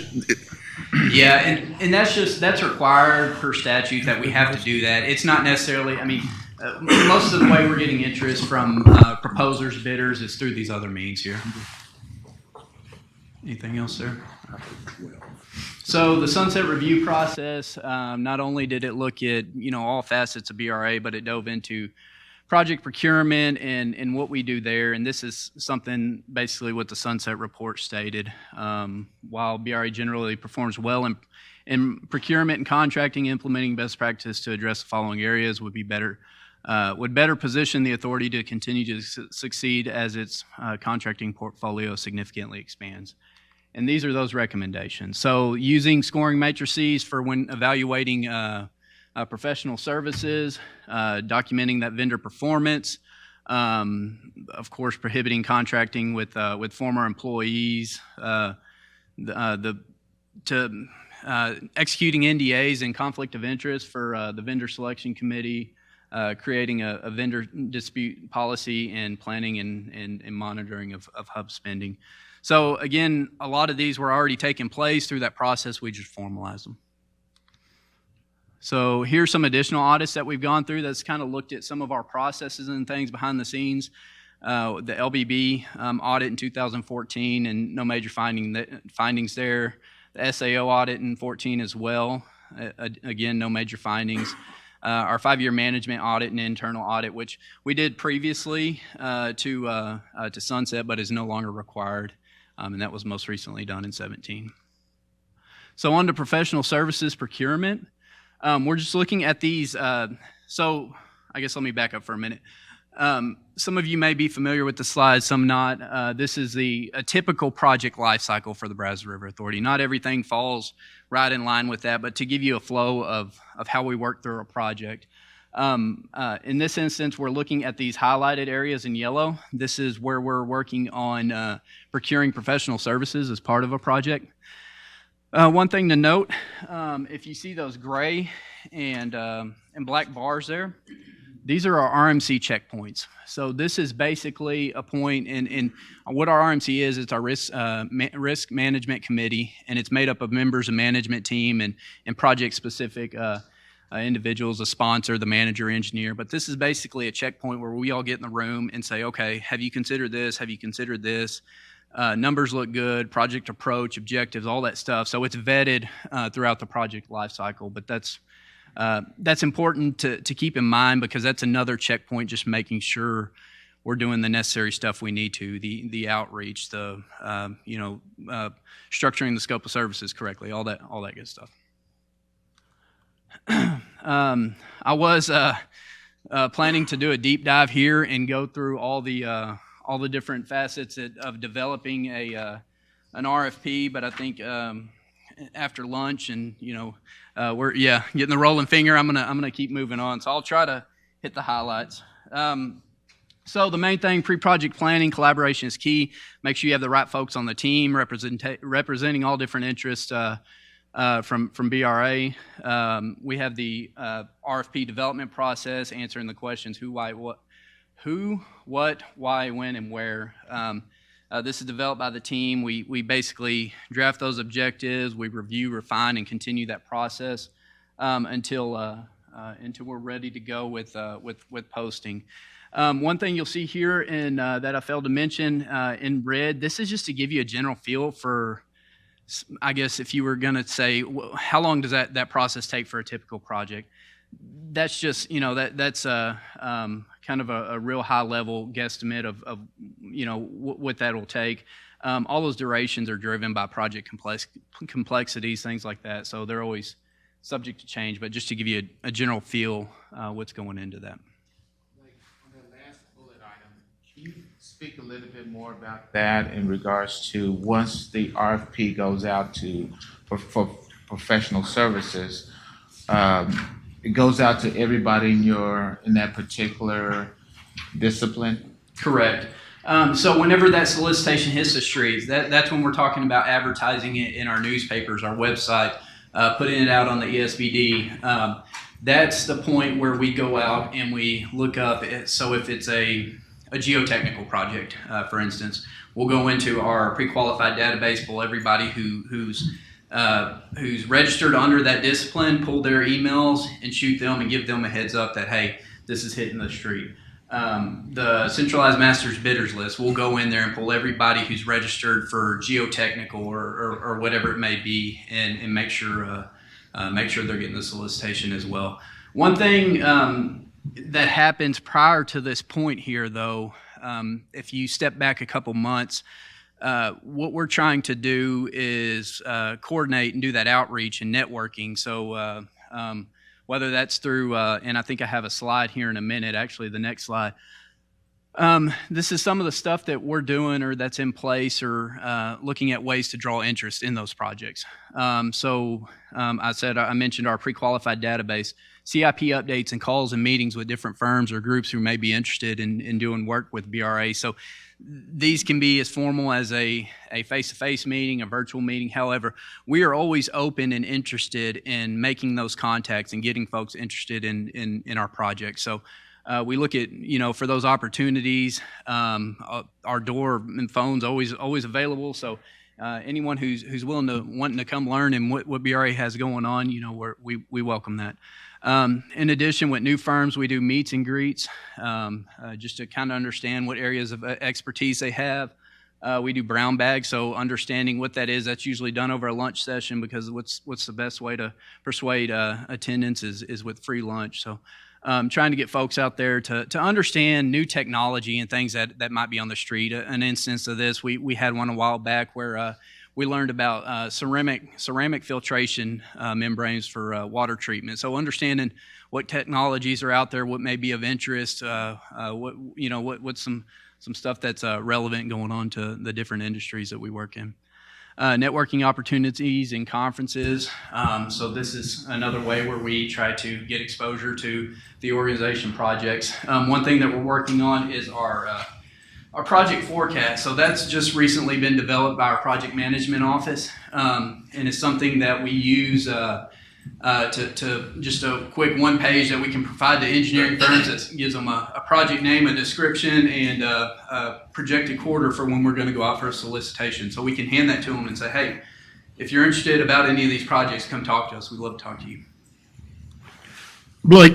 Yes, sir. Let me ask just a couple of quick questions. Okay.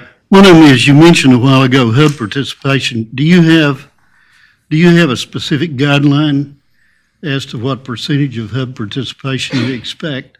No, so our requirement is just to report hub spending. There's no requirement that we have to meet a certain percentage or anything like that, just that we're monitoring and tracking coordination for hub spending. Okay, so you don't have a specific participation? No, sir. Okay. Second question, and this is coming back from the contractor community. One of the criticisms of the BRA is that we don't really give any feedback to the unsuccessful contractors. And it seems to me that there is an opportunity, and I don't know that there's a demand for there to be a whole lot of time spent, but I know, speaking as a contractor, it takes considerable time and expense to prepare a proposal. Mm-hmm. And it would seem to me that you could encourage future proposals if you took some time with those unsuccessful bidders and said, okay, here's why you were not successful, mm-hmm. and here's what you could do to improve your proposal next time, and maybe you could encourage more participation. Sure. And we are open to that for sure. There's been some, different projects and things where we've had, like you said, folks who've been unsuccessful on bids. Or proposals, I should say. Bids, of course, is lowest number. But, while we're going through that scope and fee process, usually we're pretty quiet there just because we want to see if that works out. If it doesn't, we might have to go to the next proposer on the list. But once we get past that point, get contracts executed, of course, yeah, we're more than open and have done so in a few instances. I'm talking more about a real outreach. Okay. All right, noted. All right. Anything else? One last thing about participation. How do you grade it if there isn't any specific parameter or number value percentage-wise? So we have what's in a few slides back, the hub subcontracting plan. So it's a pretty in-depth form. They have to go in and fill that information out. That's collected internally, and then David Thompson and his department in purchasing report that to the state level. I'm not sure, there's no requirement for percentages, so I think it's just them basically wanting to monitor how much engagement is there and who's utilizing hubs and stuff like that. But yeah, there's no, not necessarily like you have to hit a 5% or 10% or anything like that. Thank you. Mm-hmm. Yes, sir. I've been the one who's asked a couple of questions. about, why we had so few responses. First, I wanted to say, I was happy to see there were 4, on this one that Mike presented, and boy, they were all over the place. But, and I have no question that the BRA staff, ethics and professionalism, everything, but it seems like the piece that's missing is this, communication with your bidding base. If there's 1,600 people on the conflict of interest list, gosh, it just seems like we'd have more people interested. But I know, in my career, we would always respond to lots of different bids, but there's SRM is like supplier relationship management, like CRM, customer relationship management, but maybe there's a procurement organization where you could just kind of be around other procurement entities. I don't see anything, I don't know what all these letters are at the bottom, but where you could kind of just learn a little bit more about how people have decided that just bidding and getting the lowest bid is no longer the best way to do business. It's actually investing more in supplier relationships, and then you're going to have better, like he was saying, let's educate them on why they didn't win, and then you're going to have a better bid the next time, and that's better for everybody. So I just wanted to make those comments. I appreciate that. And so as I move through the slideshow, I'll have a couple slides on potential factors that may influence proposers or bidders. I think a big driver for the organization, we haven't done very many large-scale construction projects here recently, but as you're aware, our projects span multiple years, and we've been gearing up on that front, and I think that's what's driving, a lot of this engagement and questions is we're bringing a lot of projects to the board here. So, looking to develop our database or our list of potential contractors that we engage with, and a good example, we just met with a contractor last week, Bernard Construction. So always looking to, develop those relationships, understand what challenges, what they're seeing on their end, how can we improve our solicitations, things like that to, maybe, we'll meet at some point there. Yes, sir. Blake, could you just kind of, some of the newer people, go over your procedures as far as insurance requirements, bonding requirements on projects of various sizes, and what you all, so I guess what I'm saying is not everybody is qualified insurance-wise or bonding capacity-wise to even bid your work. Would you kind of go over what your minimums are and what you're looking for is a criteria for even being put on the list? Sure. The insurance requirements, they vary. So we look at those project specific. I think what's our standard? Is it 1 million, 2 million? $1 million per occurrence. I'm sorry? We have a boilerplate insurance, construction, Sure. So depending on the complexities and how big the project is, $1 million, $2 million is usually what you'll see on insurance. But that's not just across. We need to understand how big is a project, what could it potentially impact. So we try to tailor that in the insurance requirements to where, if you're gonna propose on this project, you're a serious firm. You come with the experience. You've got the the insurance in place to be able to take that on, because that's one thing to consider here is when working on our critical infrastructure, we can't be the project for them to gain that experience. They need to come to the table with that experience. We need the A team whenever we're working through that. Making sure they have the right insurance in place, the right experience. On all of our construction projects, we have performance, payment, warranty, bid bonds. We require those bonds to understand and to make sure that's kind of like our safety blanket, to make sure we've got the contractor has a financial viability, the ability to complete those projects without causing a headache for us. So that's kind of like our additional safety net in place. So there are a lot of different factors and things that are considered on how we put that solicitation together, the requirements, the qualifications, all that type of stuff. Is that kind of what you're looking for, Director? Okay. Thank you. Yes, ma'am.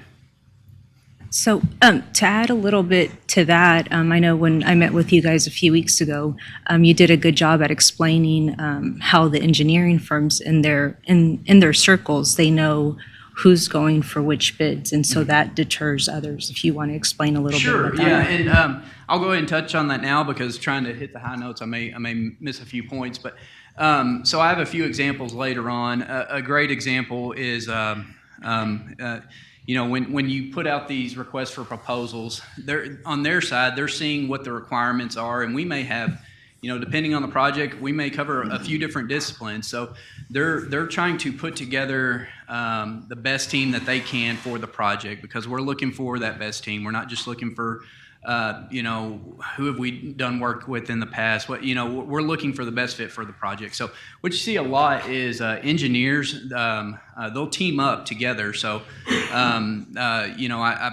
blanking on an example right now, but what you'll see is you'll have a prime consultant or prime engineer on a project, and they may pull in two or other three firms that they put under them to help meet the requirements of that solicitation. So that can influence the number of proposals received. If you've got maybe potentially it was going to be 3 firms, well, now you're only looking at 2 because some of them joined forces to kind of meet the need of the solicitation. Is that what you're looking for, Director? All right, I'm going to roll on. Pre-proposal meetings, that's part of that solicitation process.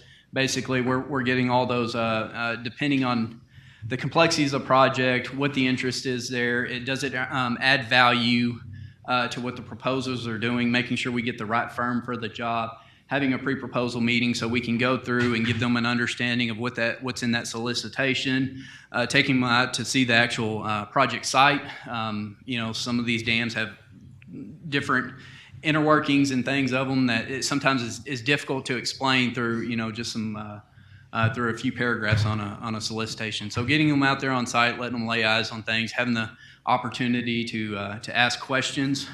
So you can see the Q&A period. I put this in blue because 1 week's kind of a rule of thumb for questions on providing responses, but a great instance of this is a Tanner Great project, and I can't remember how many questions we got, but probably 100 questions at least. So it takes time to work through those and develop responses. So, it's kind of a fluid situation just depending on what the interest there is and what the questions are. And then moving through the proposal evaluation and selection process. Again, we execute all the NDAs. We use a scoring matrix, which it was a recommendation by Sunset.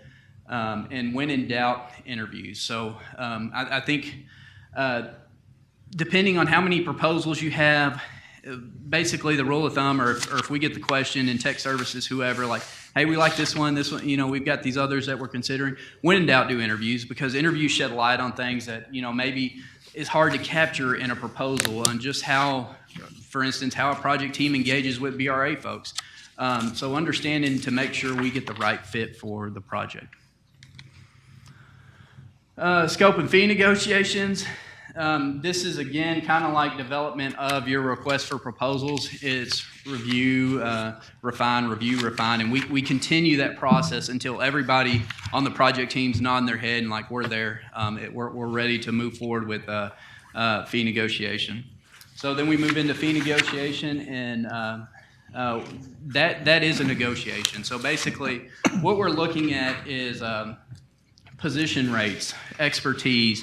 What is their approach to the project, the level of service per position, effort to complete scope of services, tasks, and subtasks. So it's not like you have a project A that matches a project B and you can look at the fees and say, yep, that makes sense. Those are right in line. It's more of a dynamic situation, and you have to kind of consider multiple aspects when reviewing that fee. But at the end of the day, it is a negotiation, and I'd say majority of the time we go back to our engineers and say, hey, could you take a look at this again? That doesn't make sense to us. We think we're kind of front end loaded on a fee there. Maybe spread the wealth around. So an example would be a principal doing a lot of work versus, say, your engineer 2 or 3, so making sure who's doing the work makes sense from an effort perspective.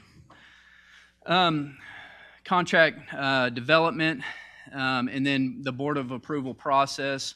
So the board, when we come for board of approval, at that point, it could be a year and a half process before we walk in here and try to get board of approval. And this is done, just to give you a sense of comfort, this is done for every project. So there's no exceptions to this.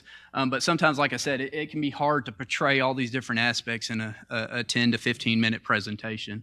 But when we go through for board approval, it'll go to the RMC to make sure there's nothing internally, any issues with that. We develop our agenda item. It goes through internal checkpoints through management team and through a dry run and dress rehearsal process before coming to the board. Then we get into contract execution and notice to proceed. I think that's pretty straightforward there. So here's some potential factors that can affect proposals or responses. And understand this isn't I mean, there's things that may not be listed up here, but these are just some examples of things that may be considered by a different engineering firm or consultant. So making sure they have the proper qualifications, understanding and experience of the work performed under the project. Usually in our solicitations, we require a certain amount of experience. Again, we don't want to be the experience developing project for that firm. We want to make sure we have the A-team. Market conditions, how's the market performing and what other work do firms have going on? A lot of projects that we'll get, because one of the requirements is show us your ability to be able to take on this work with your workload in place already. And looking through some of that, it just doesn't, if we don't see the right percentage of workspace available to take on that project, sometimes we might look elsewhere. But that's just an example of something that's considered. Location, of course, a lot of our areas are pretty remote. And the uniqueness of the market of work we do, it's not, we don't do horizontal construction, vertical construction that much. So finding that firm that's got experience in what we do with dams and pipelines and all that good stuff. Yes, sir. How do you handle specialized projects that require specific knowledge of your system, like SCADA, for example, where you're also dealing with security aspects to TRA and things of that nature? How do you work to try to make it a fair environment for competition, but also keep in mind that you really need somebody that's familiar with your system? So SCADA, and just that you brought that up as an example, SCADA's kind of what is SCADA? Supervisory control in data acquisition. Operating computer. Yeah, so basically it's instrumentation. We'll let these engineers get off on a tangent. Sorry. They don't know what they're talking about. Instrumentation for our pipelines, for our treatment facilities to operate or gauge, not necessarily remotely, but we can monitor the control of them. So kind of that global 30,000 foot view of the different intricacies and how that operates. We have our internal SCADA department. So usually for SCADA, we take that on internally because for instance, what we do is different than what oil and gas may do. The way we program, the way we set up all of our stuff. So usually we don't rely on external expertise to do SCADA. We house that internally. The security, stuff like that, we try, of course, we've got critical infrastructure. We don't want to blast as-built and things out there. So, that's usually kind of kept real high level. If we're going to go into scope and fee negotiations with someone, we require NDAs, and then we'll put together a site-specific security plan or safety plan or whatever may be the case. Well, let me interject something too, because this is a good example of something that we saw recently. We developed an RFP for a laboratory, and we went out and we got really high-level preliminary looks at what would be the best way for the BRA to go forward. And we contract that out in such a mechanism that it doesn't give the first person that's coming in a blank check to go do work in phase after phase after phase. So there's some pros and there's some cons there. But then also, once we've got this deal with Company A to look at this stuff, Company B through Z realizes to compete with Company A, they're a leg down because we've already invested money in Company A. So sometimes when we do a project and the preliminary part of looking at that project has multiple phases where we're going to go back out, it's discouraging at times for other folks to come compete against this because they realize they're going to be recreating the wheel. Fair enough? Correct. Yeah, and I think so there's pros and cons to both. I think that's what you saw a lot with the environmental services building. We put that solicitation out and we got 2 respondents. engineers talk. They know who's got a leg up, who did the needs assessment for the organization. So, and they're a potential proposal on moving forward. They're a for-profit entity. It takes a lot of time, resources, and money to develop these proposals. And if it doesn't make sense from that they're going to win that solicitation, they'll go on elsewhere. So.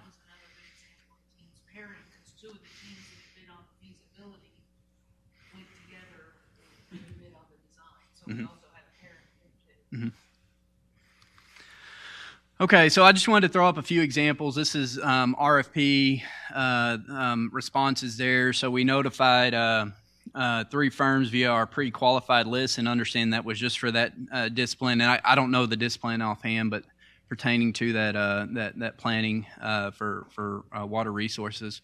Firms notified through CMBL, 706, and we received 5 proposals and selected Stantec. The risk-based asset management and capital planning project, 19 firms through our pre-qualified list, 1,019 reached out through CMBL, and we received 8 proposals and selected Carollo engineers. So just to kind of give you an idea what that process looks like, you're casting a broad net, you're trying to get as much interest, and that's kind of how it falls out. So. Fun. That's crazy. And something to note about CMBL, that's not a free thing that they sign up to. They pay a fee to be a part of CMBL and get those solicitations. So it's $75. It's not like, you're just throwing it out there and hoping to get interest. It's not that expensive. I think it's $75 to register with CMBL. They got up to $125 per year. It's pretty backbreaking on the budget, I'm sure. Okay. Any other questions here? Comments? Construction, and I'll try to move quick. I know I'm running out of time here. Obviously staffing and workforce, obviously, that, so just in the 2 years that we've been talking about it, I could understand that being relative to the number of bidders you've had in the past, like, from 2012 to 2017 or something, From a general construction standpoint, everybody that I know everybody is busy 2-3 years out, and if they're any good at all. Several of the larger firms are 5 years out before they can even look at anything. It's finally turned loose, and people are busy. Yeah, I know workforce development is huge, for the whole refining and petrochemicals across the Gulf Coast. Yeah, and that's, that those are potential considerations when they're looking at these bids. Do they have the right trades or the labor to be able to take on that work? I mean, like you said, 3 years worth of work lined out. A lot of these prices are tied directly to different commodities or metal prices or whatever it may be. So depending how far out that solicitation is from when it'll close and getting board approval, the further that spans apart, the more risk associated with it. And you'll see inflation in numbers, or potentially might draw away interest from that project. But I don't think we're alone on that island. From what I'm hearing and the folks that we coordinate with at different owners, things like that, everybody's battling getting responses to RFBs and contracts, or contractors, I should say. So Rfp Development, I was going to walk you through all these different documents and what they do for the RFB, but I think I'm just going to hit the high levels here. The pages up front, your title page, table of contents, that's project specific. This information here in yellow is BRA provided. We also provide the agreement there in green, and then performance bonds, payment bonds, all those different bonds are project specific on the requirements there, and those are provided by the contractor. And then you get down to our general conditions and supplementary conditions. These are just some high-level guidance for the contract and how we'll do different things, everything, administratively, you name it. We use the 1996 EJCDC, which is an engineer joint. Hold on, I've got it in here. Give me just a sec. The Engineer Joint Contract Documents Committee. So it's basically what puts together those GCs. Those GCs are basically copyrighted. You can't adjust those. But that provides kind of how, the logistics of contracting and how we're going to do that. We use the 1996 CJCDC because it's a lot more owner-friendly, and that's important to us. We need to be on our own team. We don't need to be fighting ourselves. So there's been some other reiterations and things like that, but for the most part, all of our contracts are consistent with that. There. Supplementary conditions are just amendments to those general conditions, so some little things that we need to tweak for from a BRA perspective. And then you get down to orange, and that's the all the stuff provided. When we go through that professional services process, we're going through the assessment, design. These are the deliverables out of that. Is all of your design documents, your specifications, your drawings, all that stuff to move forward with construction on the project.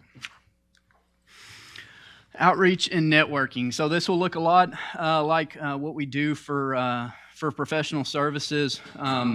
Some differences here is engineer coordination. In our professional services contracts, we require the engineer that we've selected on that contract to help us with that engagement. So understanding if it's a Tanner Gate project, reach out to all the firms that you've designed and had bid on Tanner Gates and you've seen at other pre-bid meetings, all that good stuff, to again try to cast a broader net, try to get more interest, try to develop that contractors list. And then CIFCAS, which I talked about earlier, that's just one. We look for other things out there that may potentially draw interest in projects. Yes, ma'am. One quick question back on 25. Real easy. In the second from the bottom in the yellows, litigation history, is this where you're doing your, in the yellows, not the orange? Okay. I apologize. Lime, whatever. Is this where you're doing your initial suspension or debarment checking, or where is that cutting in to the picture? I'm not sure. Do you want to weigh in there?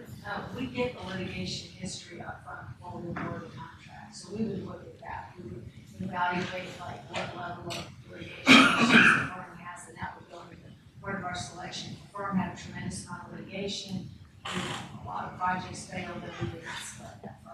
And are they searching on DUNS or EIN or TIN, or how are they searching on that? Generally, they'll provide us a statement in the document. Got it. Okay. Fine. All right, let me see. So the solicitation, it's all pretty much the same process. Again, the question and answer period, and we issue responses through addenda, and they have to acknowledge that, or their bid will be disqualified. We go through the bid evaluation. So basically, we have to select. Texas law dictates that BRA select the lowest responsive responsible bidder. So lowest bid that meets all the qualifications, that's who we run with.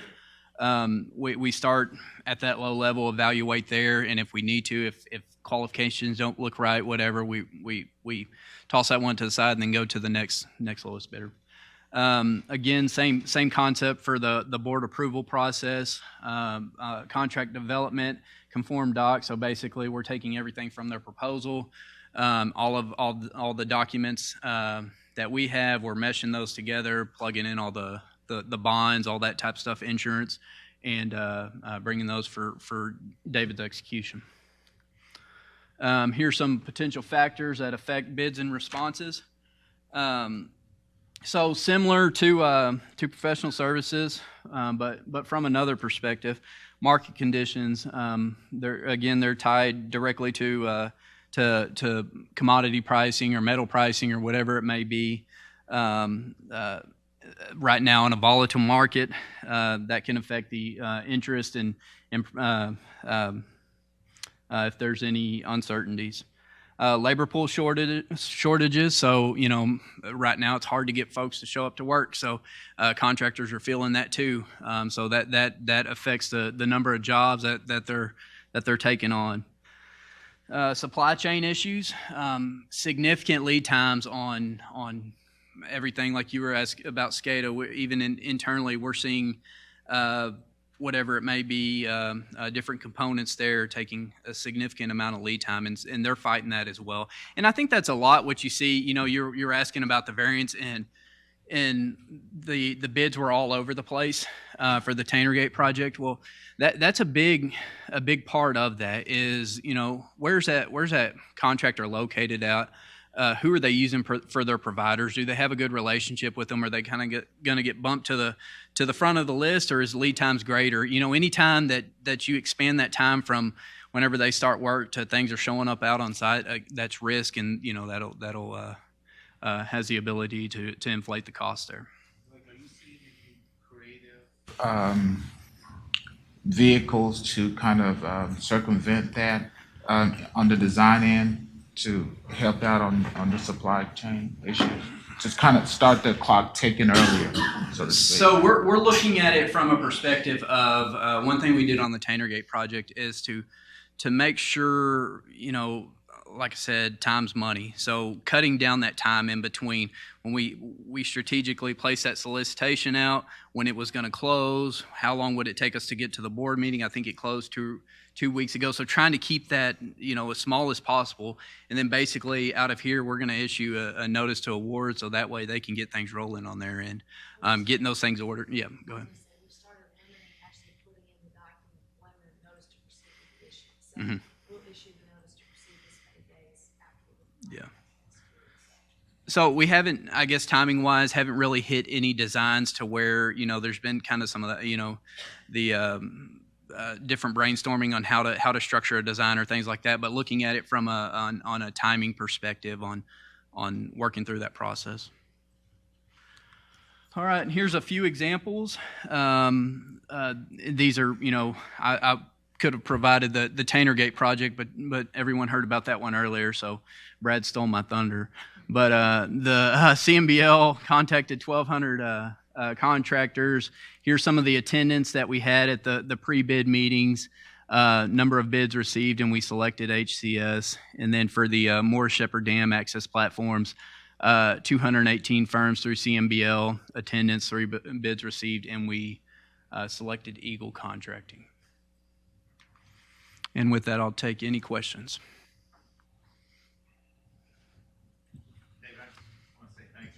Yeah, you know, we have oversight responsibility. We're not picking on anybody, but we have to understand the context of things too, and you know how that process is when you got a small number of respondents. Well, and we wanted to get this in front of you because a lot of you do things like this, and we wanted you to have a bigger picture so that you can help direct us down the road to do this better. Because doing this better ensures a better project. It ensures a more cost-effective project. And to better answer your question, we haven't started new projects, large new projects in this time and place and space with, materials and stuff hard to get. So we haven't seen that creativity be presented to us yet on how to deal with some of the challenges that are post-COVID large projects. So it'll be real interesting to see how that goes. Yeah, and to that point, I mean, like I said, most of our projects span multiple years, so I'm sure here over the next few years when we start getting to that end of design on things, on how to logistically keep things productive and moving out there, I think we'll see some instances of that. Mm-hmm.